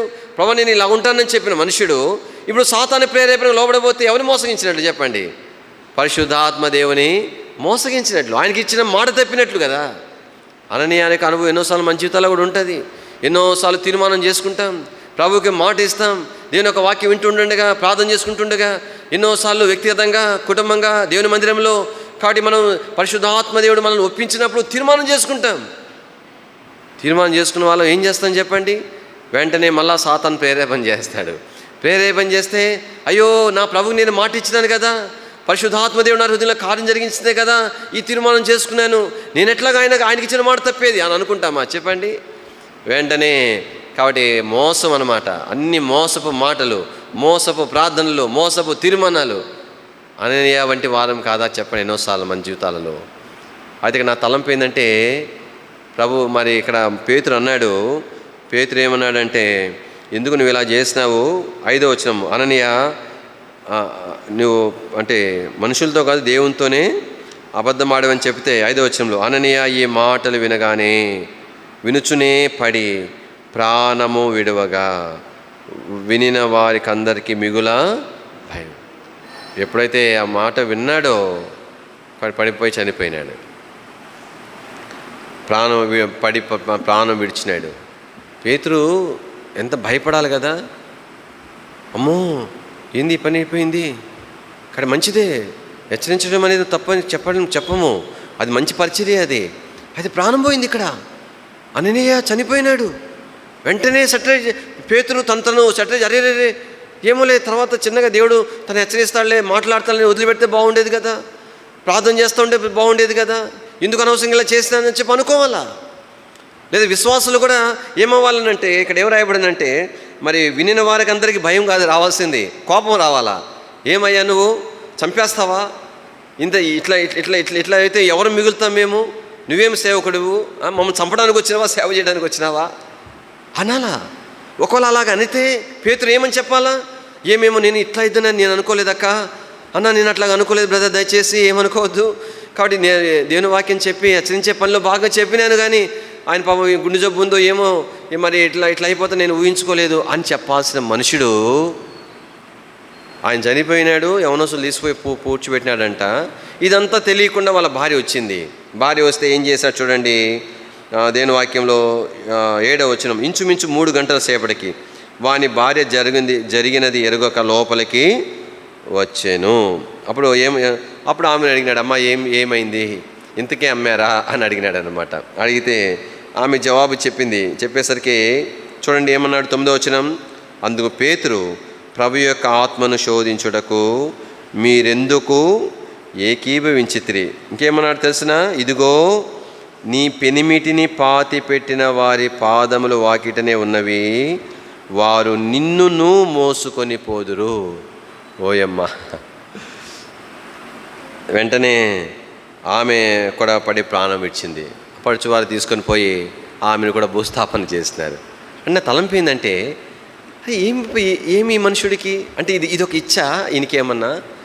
కానీ వాళ్ళ తప్పులన్నీ తీసి వాళ్ళ ముందు గద్దించి వాళ్ళు నొచ్చుకునేట్టుగా చేసి, హార్ట్ అటాక్ వచ్చేట్టుగా చేసి, చచ్చిపోయేట్టుగా చేసి, చచ్చిపోయిన తర్వాత కూడా అదేదో పెద్ద గ్రేట్ లాగా, అది ఏం చనిపోయిందనుకో ఆమెకి చెప్పి, అమ్మ పొరపాటు అయిపోయింది, ఇప్పుడు కన్నా దేవుని దగ్గర క్షమాపణ అడగండి అమ్మా, మరి ఆయన ఏమంటారు హార్ట్ ప్రాబ్లం చచ్చిపోయినాడో లేదంటే దేవుడు ఏమన్నా మొత్తినాడో నాకు తెలియదు అని చెప్పాల్సిన మనుషుడు ఏమని చెప్తున్నాడు, కాబట్టి నిన్ను కూడా మోసుకొని పోతాడు.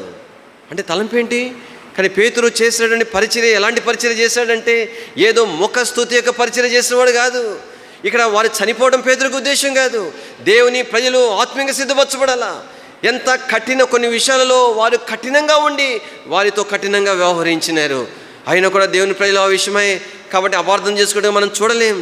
కాబట్టి వారి యొక్క ఉద్దేశంలో ఎరిగి, కాబట్టి అలాగన దేవుని భయం చేత వారు నింపబడి ప్రభువును సేవిస్తూ వచ్చినారు. ఈ దినాల్లో కాబట్టి పేతురు ద్వారా మనం నేర్చుకునే 3వ పాఠం ఏంటంటే, పేతురు యొక్క పరిచర్య కానీ దేవుని ప్రజల యొక్క క్షేమం కొరకై.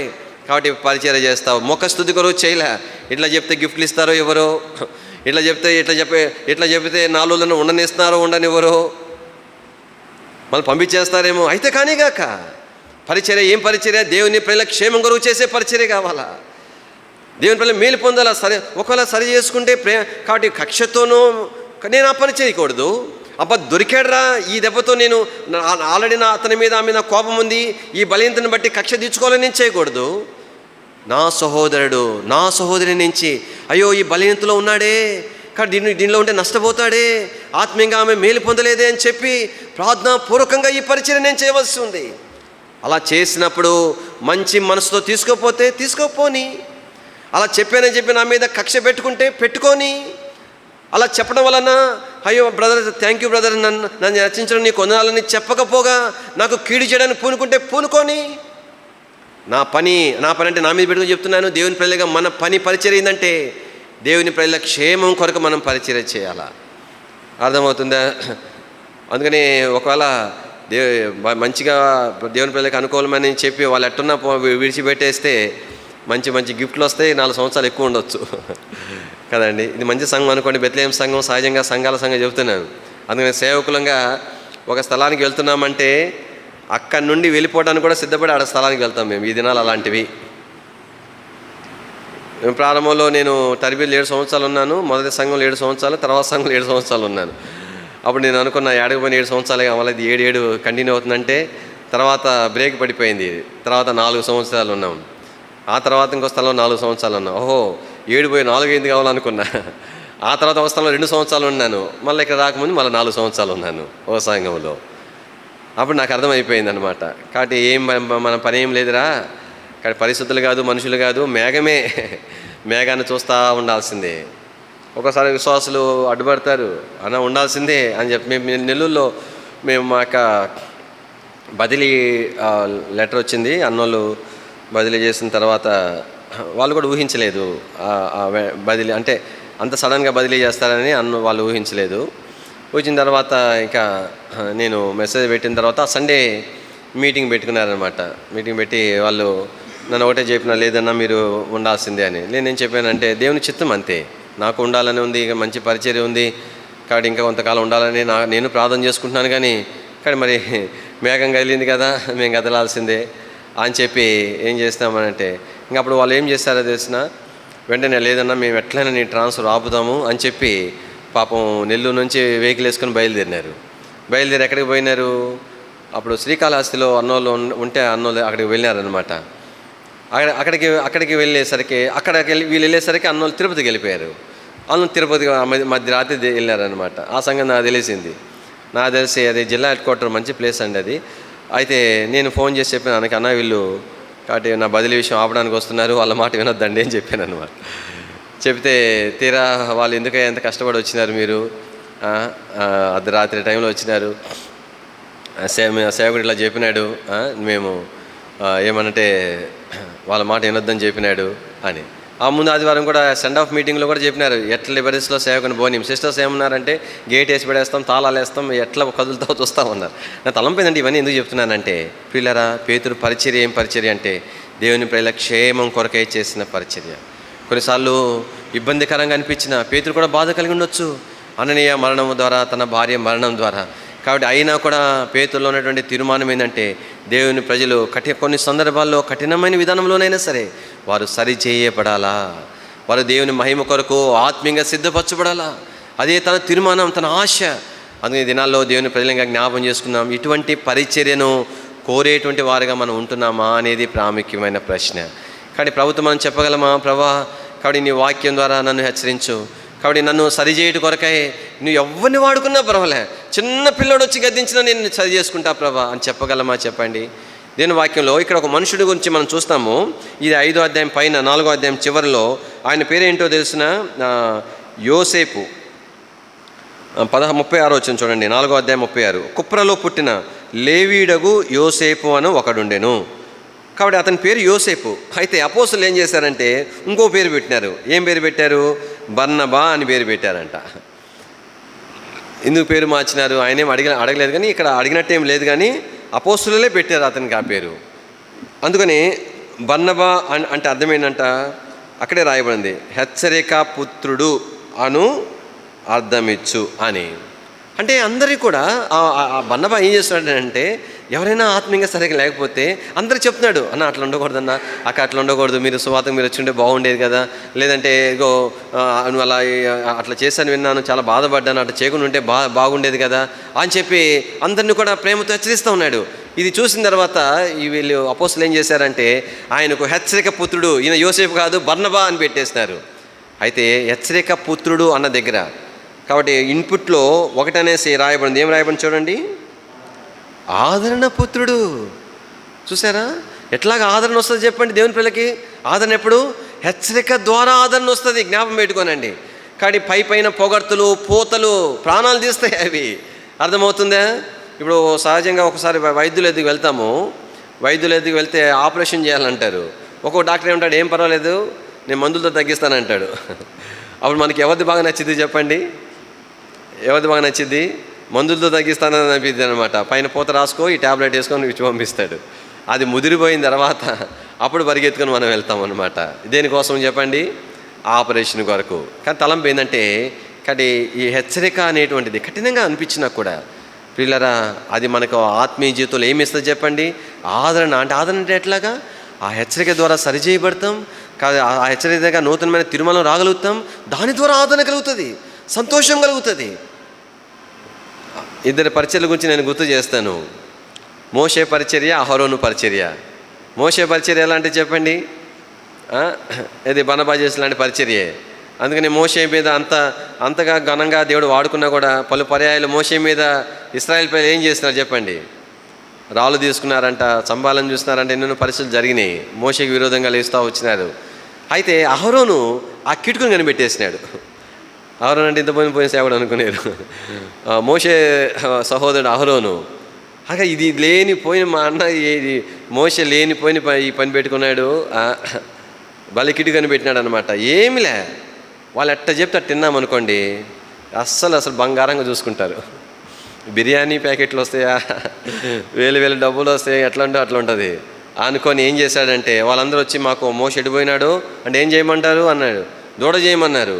దూడ చేయమన్నాక ఏం చేస్తాడు? అసలు తండ్రి బంగారం తిండి అని చెప్పినాడు. ఎంత బాగా కథలు. మోషే వచ్చిన తర్వాత మోషే అన్నాడు, ఏమి వీళ్ళు కీడు చేసినారు?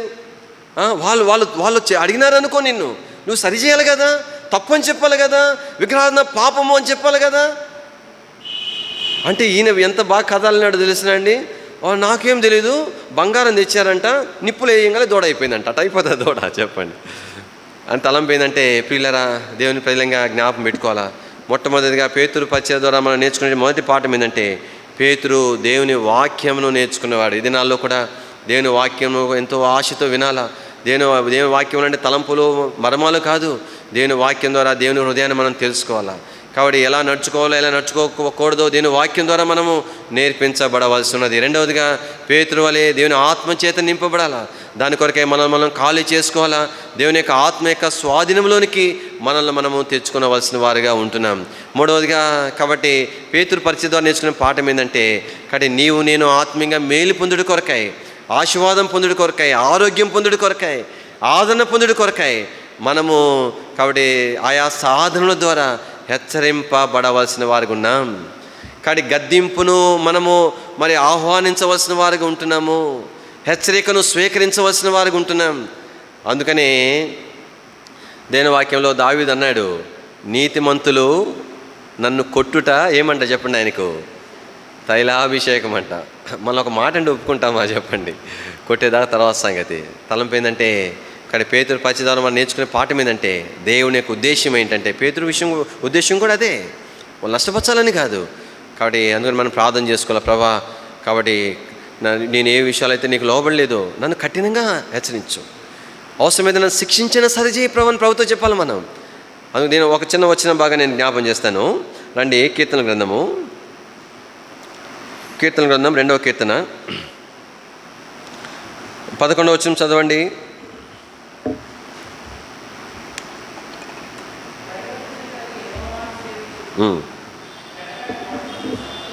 అది ఎట్లాగా గడగడ వణుకుతూ అంటే ఎప్పుడు గడగడ వణుకుతాము? ఏదో భయం వస్తేనో వణుకుతాం. ఆ వణికేటప్పుడు సంతోషం ఎట్లా వస్తుంది? భయానికి సంతోషానికి ఏమాత్రం సంబంధం ఉండదు కదా. భయం వస్తే ఉన్న సంతోషం పోతుంది, భయం లేకపోతేనే సంతోషం వస్తుంది కదా. ఈ మాట ఏం చూపిస్తున్నది? ఎంత మేర కానీ దేవునికి, దేవుని ఆత్మకు, దేవుని కార్యమునకు, దేవుని యొక్క వాక్యమునకు మనం వణుకుతామో, భయపడతామో, అంత సంతోషం అనేటువంటిది మన జీవితంలో అనుభవించగలుగుతామన్నమాట. కానీ ప్రభు స్తోత్రంలో పేతురు పరిచర్య ద్వారా మనం నేర్చుకునే 3వ పాఠం ఏంటంటే, కాబట్టి పేతురు చేసిన పరిచర్య ఎలాంటి పరిచర్య అంటే, కాబట్టి హెచ్చరించబడేటువంటి పరిచర్య, హెచ్చరించేటువంటి పరిచర్య, మోమాటం లేకుండా ప్రేమతో, కొన్ని అంటే ప్రేమతో అని ఇక్కడ అనలేము కానీ కఠినమైన విధానంలోనైనా సరేగాక. కాబట్టి అలాంటి పరిచర్య పేతురు పరిచర్యగా మనం చూస్తున్నాం. ఇంకొక మాట నేను జ్ఞాపం చేసి ముగిస్తాను. దయచేసి అపోస్తుల కార్యములు 10వ అధ్యాయం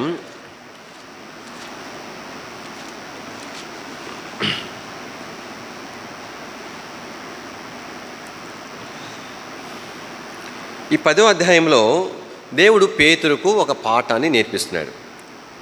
దేవుడు ఏ పాఠం దేవుడిని పేతురుకు ప్రభు నేర్పిస్తున్నాడు అనంటే, ఈ యూదులైన వారు అన్ని జనులతో సహవాసం చేయరు. అది మొదటి నుంచి వాళ్ళకి నేర్పించబడింది. వీరు సున్నతి చేయబడిన వారు, అన్ని జనులు సున్నతి చేయబడని వారు.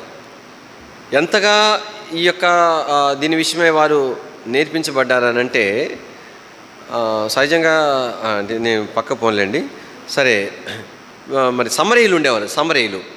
ఈ సమరయులు ఎవరనంటే పూర్తిగా అన్ని జనులు కాదు, అట్లని పూర్తిగా ఇశ్రాయేలీయులు కాదు. ఇశ్రాయేలీయులకు అన్ని జనులకు వలన కలిగినటువంటి సంతానం. ఇప్పుడు అన్ని జనులు ఇశ్రాయేలీయులు వివాహం చేసుకోవటం వలన సంతానం కలిగింది కదా. అలాంటప్పుడు వాళ్ళు ఏం చేయొచ్చు? కొంతమంది అన్ని జనుల్లాగా ఆయా దేవతను ఆరాధించవచ్చు, కొందరు యెహోవా దేవుని కూడా ఆరాధించవచ్చు. అయితే ఈ సమరయులు ఏం చేశారంటే, అన్ని జనులు యూదుల ద్వారా వారు జన్మించినా కూడా కేవలం యెహోవా దేవుణ్ణి ఆరాధిస్తూ వచ్చినారు. ఇంకా అప్పుడు యూదులు ఏం చేయాలి చెప్పండి? చక్కగా సరే, మీరు అన్ని జనులు అచ్చం అన్ని జనులు కాదు కదా, యూదులు ఇశ్రాయేలీయులు అన్ని జనులు ఇద్దరు కలవటం వల్ల మీరు కలిగారు కదా, సరే మీరు ఏ దేవతను పూజించట్లేదు కదా, అట్లాంటప్పుడు రండి చక్కగా మనం అందరం కలిసి ఇదే దేవుని ఆరాధిద్దాము అని పిలుస్తారంటే అట్లా పిలవలేదండి వాళ్ళని. మేము యెహోవా దేవుని ఆరాధిస్తామన్నా కూడా మీరు రావటానికి లేదు. ఎందుకంటే మీరు అన్ని జనులు కాకపోవచ్చు, ప్యూర్గా ఇశ్రాయేలు కాదు కదా, యూదులు కాదు కాబట్టి మీరు మా దగ్గర రావటానికి లేదు. మేము ఇంకా వేరే దేవుని ఆరాధించకపోతే ఆరాధించబోండి. అందుకని వాళ్ళు ఏం చేశారంటే, ఇక్కడ యెరూషలేము మందిరానికి అక్కడికి వాళ్ళని రాలిని కానాన్ని బట్టి వారు వేరే దేవుణ్ణి ఆరాధించేవారు కాదు కాబట్టి వారు ఏం చేస్తున్నారు? ఇంకొక మందిరాన్ని వాళ్ళు కట్టుకున్నారు దేవుణ్ణి ఆరాధించడానికి. యేసుప్రభువారు ఎవరి యొద్దకు వెళ్ళారు చెప్పండి వాక్యం చెప్పడానికి? యోహాను సువార్త 4వ అధ్యాయంలో సమరయుల యొద్దకు ఆయన వెళ్ళినాడు. యూదులనే వాళ్ళ దగ్గరికి వెళ్ళరు, ఆ సమరయుల ఉన్న స్థలానికి వెళ్ళరు. వెళ్ళింది గాక ఆ బావి దగ్గర కూర్చొని ఆ సమరయురాలతో ఏం చెప్పినాడు?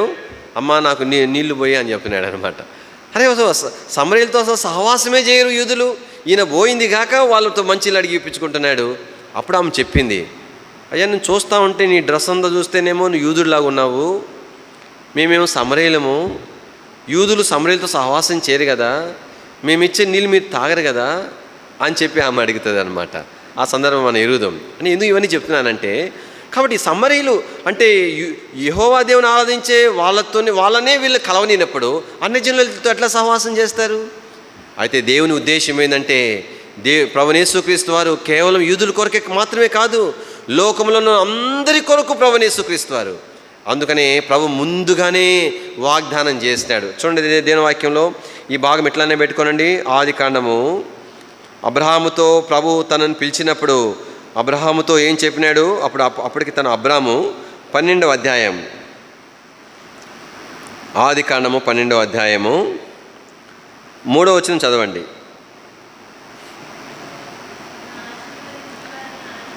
నిన్ను ఆశీర్వదించు వారిని ఆశీర్వదించెదను, నిన్ను దూషించు వారిని శపించెదను.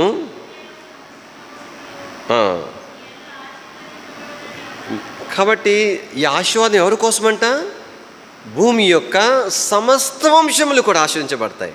అయితే ఒక మాట అన్నాడు, నీ యందు అంటే అర్థమైందంటే నీ సంతానము ద్వారా అబ్రహాము సంతానంగా జన్మించబడేటువంటి యేసు ప్రభు ద్వారా అని అర్థం. ఇంకొక అర్థం ఏంటంటే, అబ్రహాము ఎలాగైతే ఏ ఆచారాలు ఆచరించకుండా కేవలము ఏ డబ్బులు ఇవ్వకుండా విశ్వాసము ద్వారా నీతిమంతులుగా చేయబడ్డాడో, అలాగే ఎవరైతే యేసు ప్రభువుని విశ్వాసం ఉంచి నీతిమంతులుగా చేయబడుతున్నారో, కాబట్టి మరి వారందరూ కూడా అబ్రహాము ద్వారా అంటే అబ్రహాము వలె విశ్వాసము ద్వారా యేసు ప్రభువు నమ్ముకున్న వారని అర్థం. కాబట్టి సమస్త వంశములు ఆశీర్వదించబడాలా, భూలోకంలోని అందరూ ఆశీర్వదించబడాలా, అది దేవుని యొక్క ఉద్దేశం. దాని నెరవేర్పు కొరకు ఇప్పుడు ఏం చేయాలా? ఈ అపోస్తలులు వాక్యాన్ని తీసుకొని అన్ని జనుల దగ్గరికి వెళ్ళాలంటే వీళ్ళకి బాగా నరాన బాగా ఏమైపోయిందంటే అన్ని జనులతో సహవాసం చేయకూడదు అని నేర్పించబడ్డారు. అందుకని ప్రభు ఏం చెప్పినాడనంటే ఒక దర్శనాన్ని చూపించినాడు. ఆ దర్శనంలో ఆకాశం నుండి ఒక దుప్పటి వచ్చింది. ఆ దుప్పటిలో మనం ఏం చూస్తామనంటే రకరకాలైనటువంటి జంతువులు ఉన్నాయి, రకరకాలైనటువంటి ప్రాకు పురుగులు ఉన్నాయి. పవిత్రమైనవి ఉన్నాయి, అపవిత్రమైనవి ఉన్నాయి. ఆ వస్త్రం అట్లాగ వచ్చింది. ప్రార్థనలో ఉన్నాడు, నిద్రపోవటం కాదు, మెలకువగా ఉన్నాడు. ఆ దర్శనంలో ఆ వస్త్రాన్ని చూచినాడు. ఆకాశంలో స్వరం వినబడింది, పేతురు నువ్వు వాటిని చంపుకొని తిను అనే మాట వినబడింది. ఎప్పుడైతే ఆయన వినబడిందో ప్రభుతో అన్నాడు, ప్రభా అపవిత్రమైన ఎన్నడూ కూడా నిన్ను ముట్టలేదని చెప్పినాడు. అప్పుడు వెంటనే ఇంకో స్వరం వినబడింది, దేవుడు పరిశుద్ధమని ఎంచిన వాటిని అపవిత్రముగా ఎంచవద్దు అనే మాట వినబడింది. ఆ వస్త్రం పైకి వెళ్ళిపోయింది. మళ్ళీ రెండోసారి వచ్చింది, మళ్ళీ రెండోసారి అదే సంభాషణ జరిగింది. మళ్ళీ పైకి వెళ్ళిపోయి మళ్ళీ మూడోసారి వచ్చింది, మూడోసారి కూడా అదే సంభాషణ. ఆ తర్వాత ఆ వస్త్రం పైకి వెళ్ళిపోయింది. అదేనో వాక్యంలో మనం చూస్తాం. కాబట్టి ఆ సమయంలో కొర్నేలి దగ్గర నుంచి ఇద్దరు మనుషులు వస్తారు. కొర్నేలి ఎవరు చెప్పండి? అన్యజనుడైన మనుషుడు. అంటే కొర్నేలి కనుక నేరుగా కనుక మనుషులు వచ్చుంటే ఆ గేట్లోనే అడిగి ఉండేవాడు, ఎవరయ్యా మీరు, ఎక్కడి నుండి వచ్చినారు? ఓహో అట్ట మీద అన్యజనులు, మీకు మేము వాక్యం చెప్పమో వెళ్ళిపో అని పంపించేసేవాడు వాడు మరి పేతురు.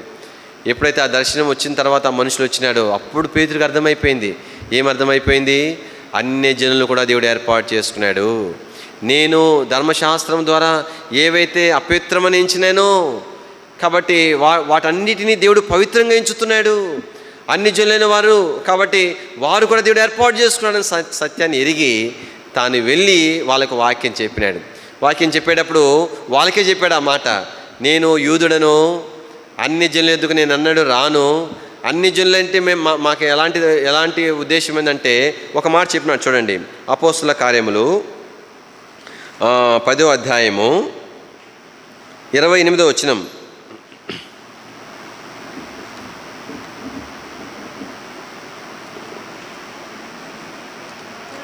అప్పుడు అతడు అన్య జాతి వానితో సహవాసము చేయుటైనను అట్టి వానిని ముట్టుకొనుట అయినను. చూసారా, అన్ని జనులతో సహవాసము చేయటము మాకు ధర్మం కాదంట. రెండోది సహవాసం తర్వాత సంగతి, వాళ్ళని ముట్టుకోవటం కూడా అది కాబట్టి మాకు ధర్మం కాదని చెప్పినాడు. అయినా ఎందుకు వచ్చినా తెలుసా? ప్రభువు నాకు దర్శనం చూపించినాడు అని అంతా చెప్పిన తర్వాత ఇప్పుడు యెరూషలేంకి వెళ్ళినాడు. యెరూషలేంకి వెళ్ళగానే అందరు తగులుకున్నారు, నువ్వు వెళ్ళి అన్ని జనుల దగ్గరికి వెళ్ళి వాళ్ళు పెట్టింది తినేసి వాళ్ళకు వాక్యం చెప్పొస్తావా అని అన్నారు అనమాట. అంటే ఏం చేశాడు ఈ మనుషుడు? క్లుప్తంగా నేను గుర్తు చేసి ముగిస్తాను. అపోస్తుల కార్యాలు 11వ అధ్యాయం 2వ వచనం. పేతురు యెరూషలేంకి వచ్చినప్పుడు సున్నతి పొందినవారు నీవు సున్నతి పొందని వారి యొద్దకు పోయి వారితో కూడా భోజనము చేస్తావని అతనితో వాదము పెట్టుకొనిరి. అతనితో వాదం పెట్టుకున్నారు. ఎట్లా పోయినావు నువ్వు అంటే అప్పుడు చెప్పినాడు పేతురు, లేదు నాతో నేను వెళ్ళలేదు, ప్రభువు నాకు స్పష్టంగా చూపించినాడు. ఆ దర్శనం కనబడిన తర్వాత ఆ సమయంలో నా మనుషులు వస్తే అప్పుడు నాకు అర్థమై నేను వెళ్ళాను అని చెప్పాడు. అంతవరకు బాగానే ఉంది. అయినా కూడా ఒక రాగానే పోతుందో చెప్పండి? ఎన్నో రకరకాల సామెతలు ఉన్నాయి. కొన్ని సామెతలు అవి కొన్ని స్వభావాలు ఊరకనే పోవు అనమాట. అది అయితే దేనో వాక్యంలో మనం చూస్తే ఒకానొక సందర్భంలో యూదులతో పేతురు కలిసి భోజనం చేస్తున్నాడంట. ఆ సమయంలోనే యూదులు వచ్చినారు. యూదులు రాగానే వాళ్ళని చూసి మనుషులు ఏం చేశాడంటే ప్లేటు మార్చేసినాడు. ఏం ప్లేటు మార్చినాడు? వాళ్ళని చూసి గబగబా వాళ్ళ దగ్గర లేచి పక్కకు పోయి మళ్ళా యూదులతో కలిసి భోజనం చేస్తాడంట. ఇది పోయి ఎవరు కంటపడిందో తెలిసిన? అపోస్తులైన పౌలు కంటపడింది. రండి దేనో వాక్యంలో గలతీయులకు రాసిన పత్రిక 2వ అధ్యాయం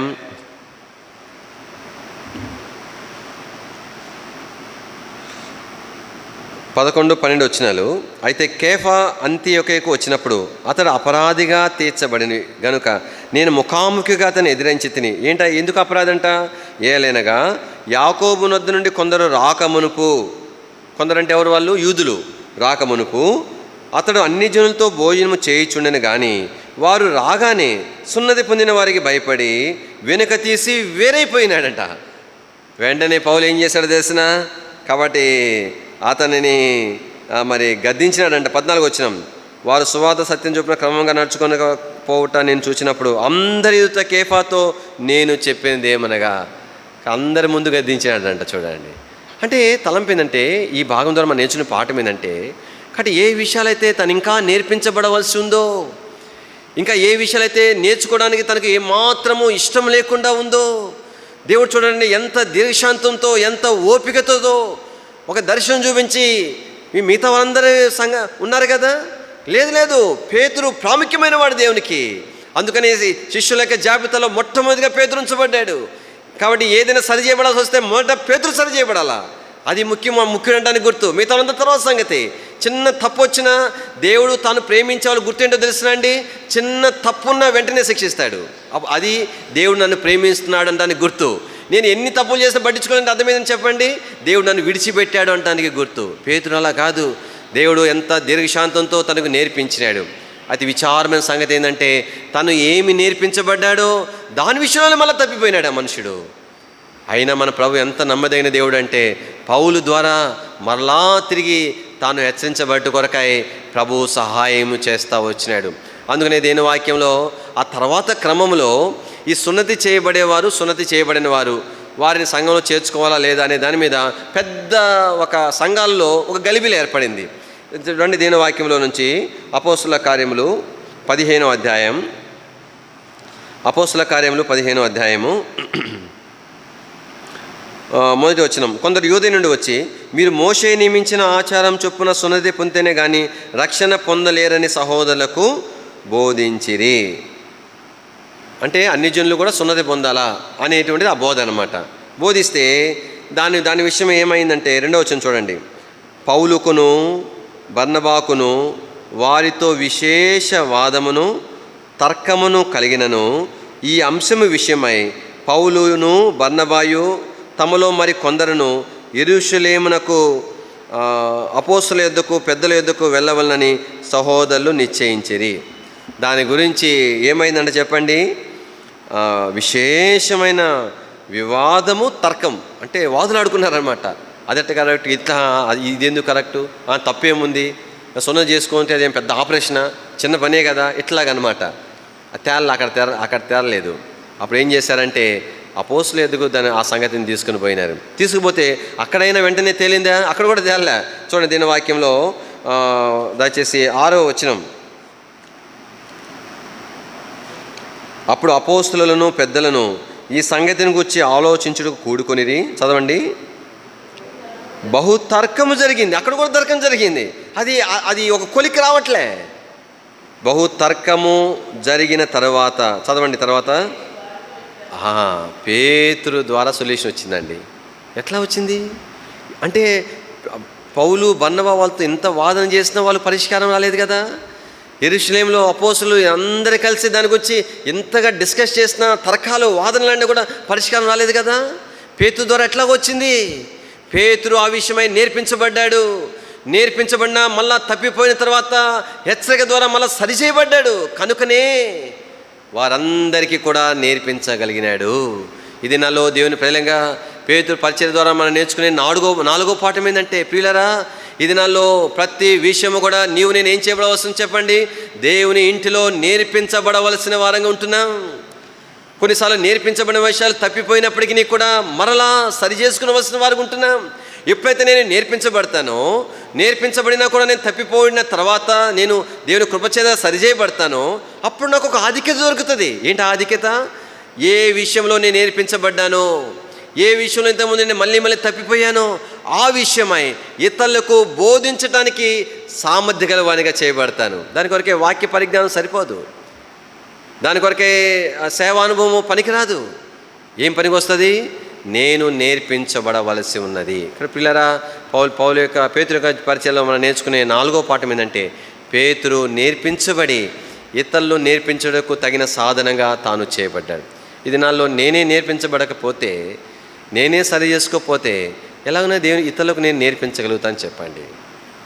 నేను నేర్చుకున్న వాటిని నేనే మళ్ళీ తప్పిపోయి హెచ్చరించబడకపోతే ఇతరులను నేను ఎలాగైనా దేవుని మహిమ కొరకు సిద్ధపరచగలుగుతాను చెప్పండి. అందుకని ప్రభు సదిలో ప్రభు ఎద్దుకు వద్దాం. 4 సంగతులు మనం హెచ్చరించబడ్డాం. మొట్టమొదటిగా దేవుని వాక్యాన్ని మనం నేర్చుకునవలసిన వారికి ఉన్నాం. తద్వారా మనం ఆత్మీయంగా మేలు పొందుడు కొరకు, అదే సమయంలో ఇతరులతో పంచుకుంటూ కొరకు. రెండవదిగా ఆత్మ పూనులుగా చేయబడవలసిన వారు ఉన్నాం. దాని కొరకు మనం ఖాళీ చేసుకునవలసి ఉన్నది. రెండవదిగా దేవుని ఆత్మ వశములోనికి మనము తెచ్చుకునవలసి ఉన్నది. మూడవదిగా పేతురు వలె కాబట్టి మరి ఆ సరిచేసేటువంటి హెచ్చరించిన పరిచర్య మనం ప్రభువు నుండి కోరుకునవలసిన వారికి ఉంటున్నాం. ప్రభుత్వం మనం చెప్పాలా, ప్రభా కాబట్టి నేను నా ఆత్మీయ జీవితంలో ఇంకా ఏమైతే నేను నేర్చుకోవాలో, ఏ విషయాల్లో సరి చేసుకోవాలో, ప్రభా నీవు నన్ను నేర్పించు, నాకు ఉపదేశించు, గద్దించు, శిక్షించు అని మనం ప్రభుత్వం చెప్పాలా. దాని కొరకు నువ్వు ఎవరిని వాడుకున్నా పర్వాలే, సేవకుడే అయి ఉండాల్సిన అవసరం లేదు. నాకు చిన్న పిల్లవాడి ద్వారా అయినా సరే నేను హెచ్చరించబడి సరి చేసుకోవడానికి సిద్ధంగా ఉన్నాను ప్రభా అని ప్రభుత్వం చెప్పాలి. నాలుగవదిగా పేతురు పరిచర్య ఎలాంటిదంటే కాబట్టి వారి దేవుని పిల్లల క్షేమం కొరకు ఎలాంటి లాభాపేక్ష లేకుండా నిస్వార్థమైన పరిచర్య చూస్తాం. ఐదవదిగా మూడవది నాలుగవదిగా దీని వాక్యంలో కాబట్టి పేతురు దేవుని ద్వారా నేర్పించబడి తప్పిపోయినప్పటికీ కూడా మళ్ళా తిరిగి సరి చేయబడ్డాడు. ఈ దినాల్లో కాబట్టి మనం నేర్పించబడే వారికి ఉండగలుగుతున్నామా అని. కాబట్టి ఎన్నోసార్లు నేర్పించబడిన వారు తప్పిపోయిన సందర్భాల్లో తిరిగి హెచ్చరిక పొందగలుగుతున్నామా అని. అలాంటి ఆధిక్యత మనకు కలుగుతూ ఉందే. అలాగనే మనం అలా చేయబడాలని దేవుని ఉద్దేశం. అలా చేయబడే ద్వారా కానీ మనము ఇతరులకు నేర్పించడానికి తగిన సామర్థ్యం గల వారిగా సిద్ధపరచబడాలి అనేది ప్రభు యొక్క ఉద్దేశం. అలాగే ప్రభు కృపను అనుగ్రహించును గాక. ప్రార్థనలకు వెళ్దాం.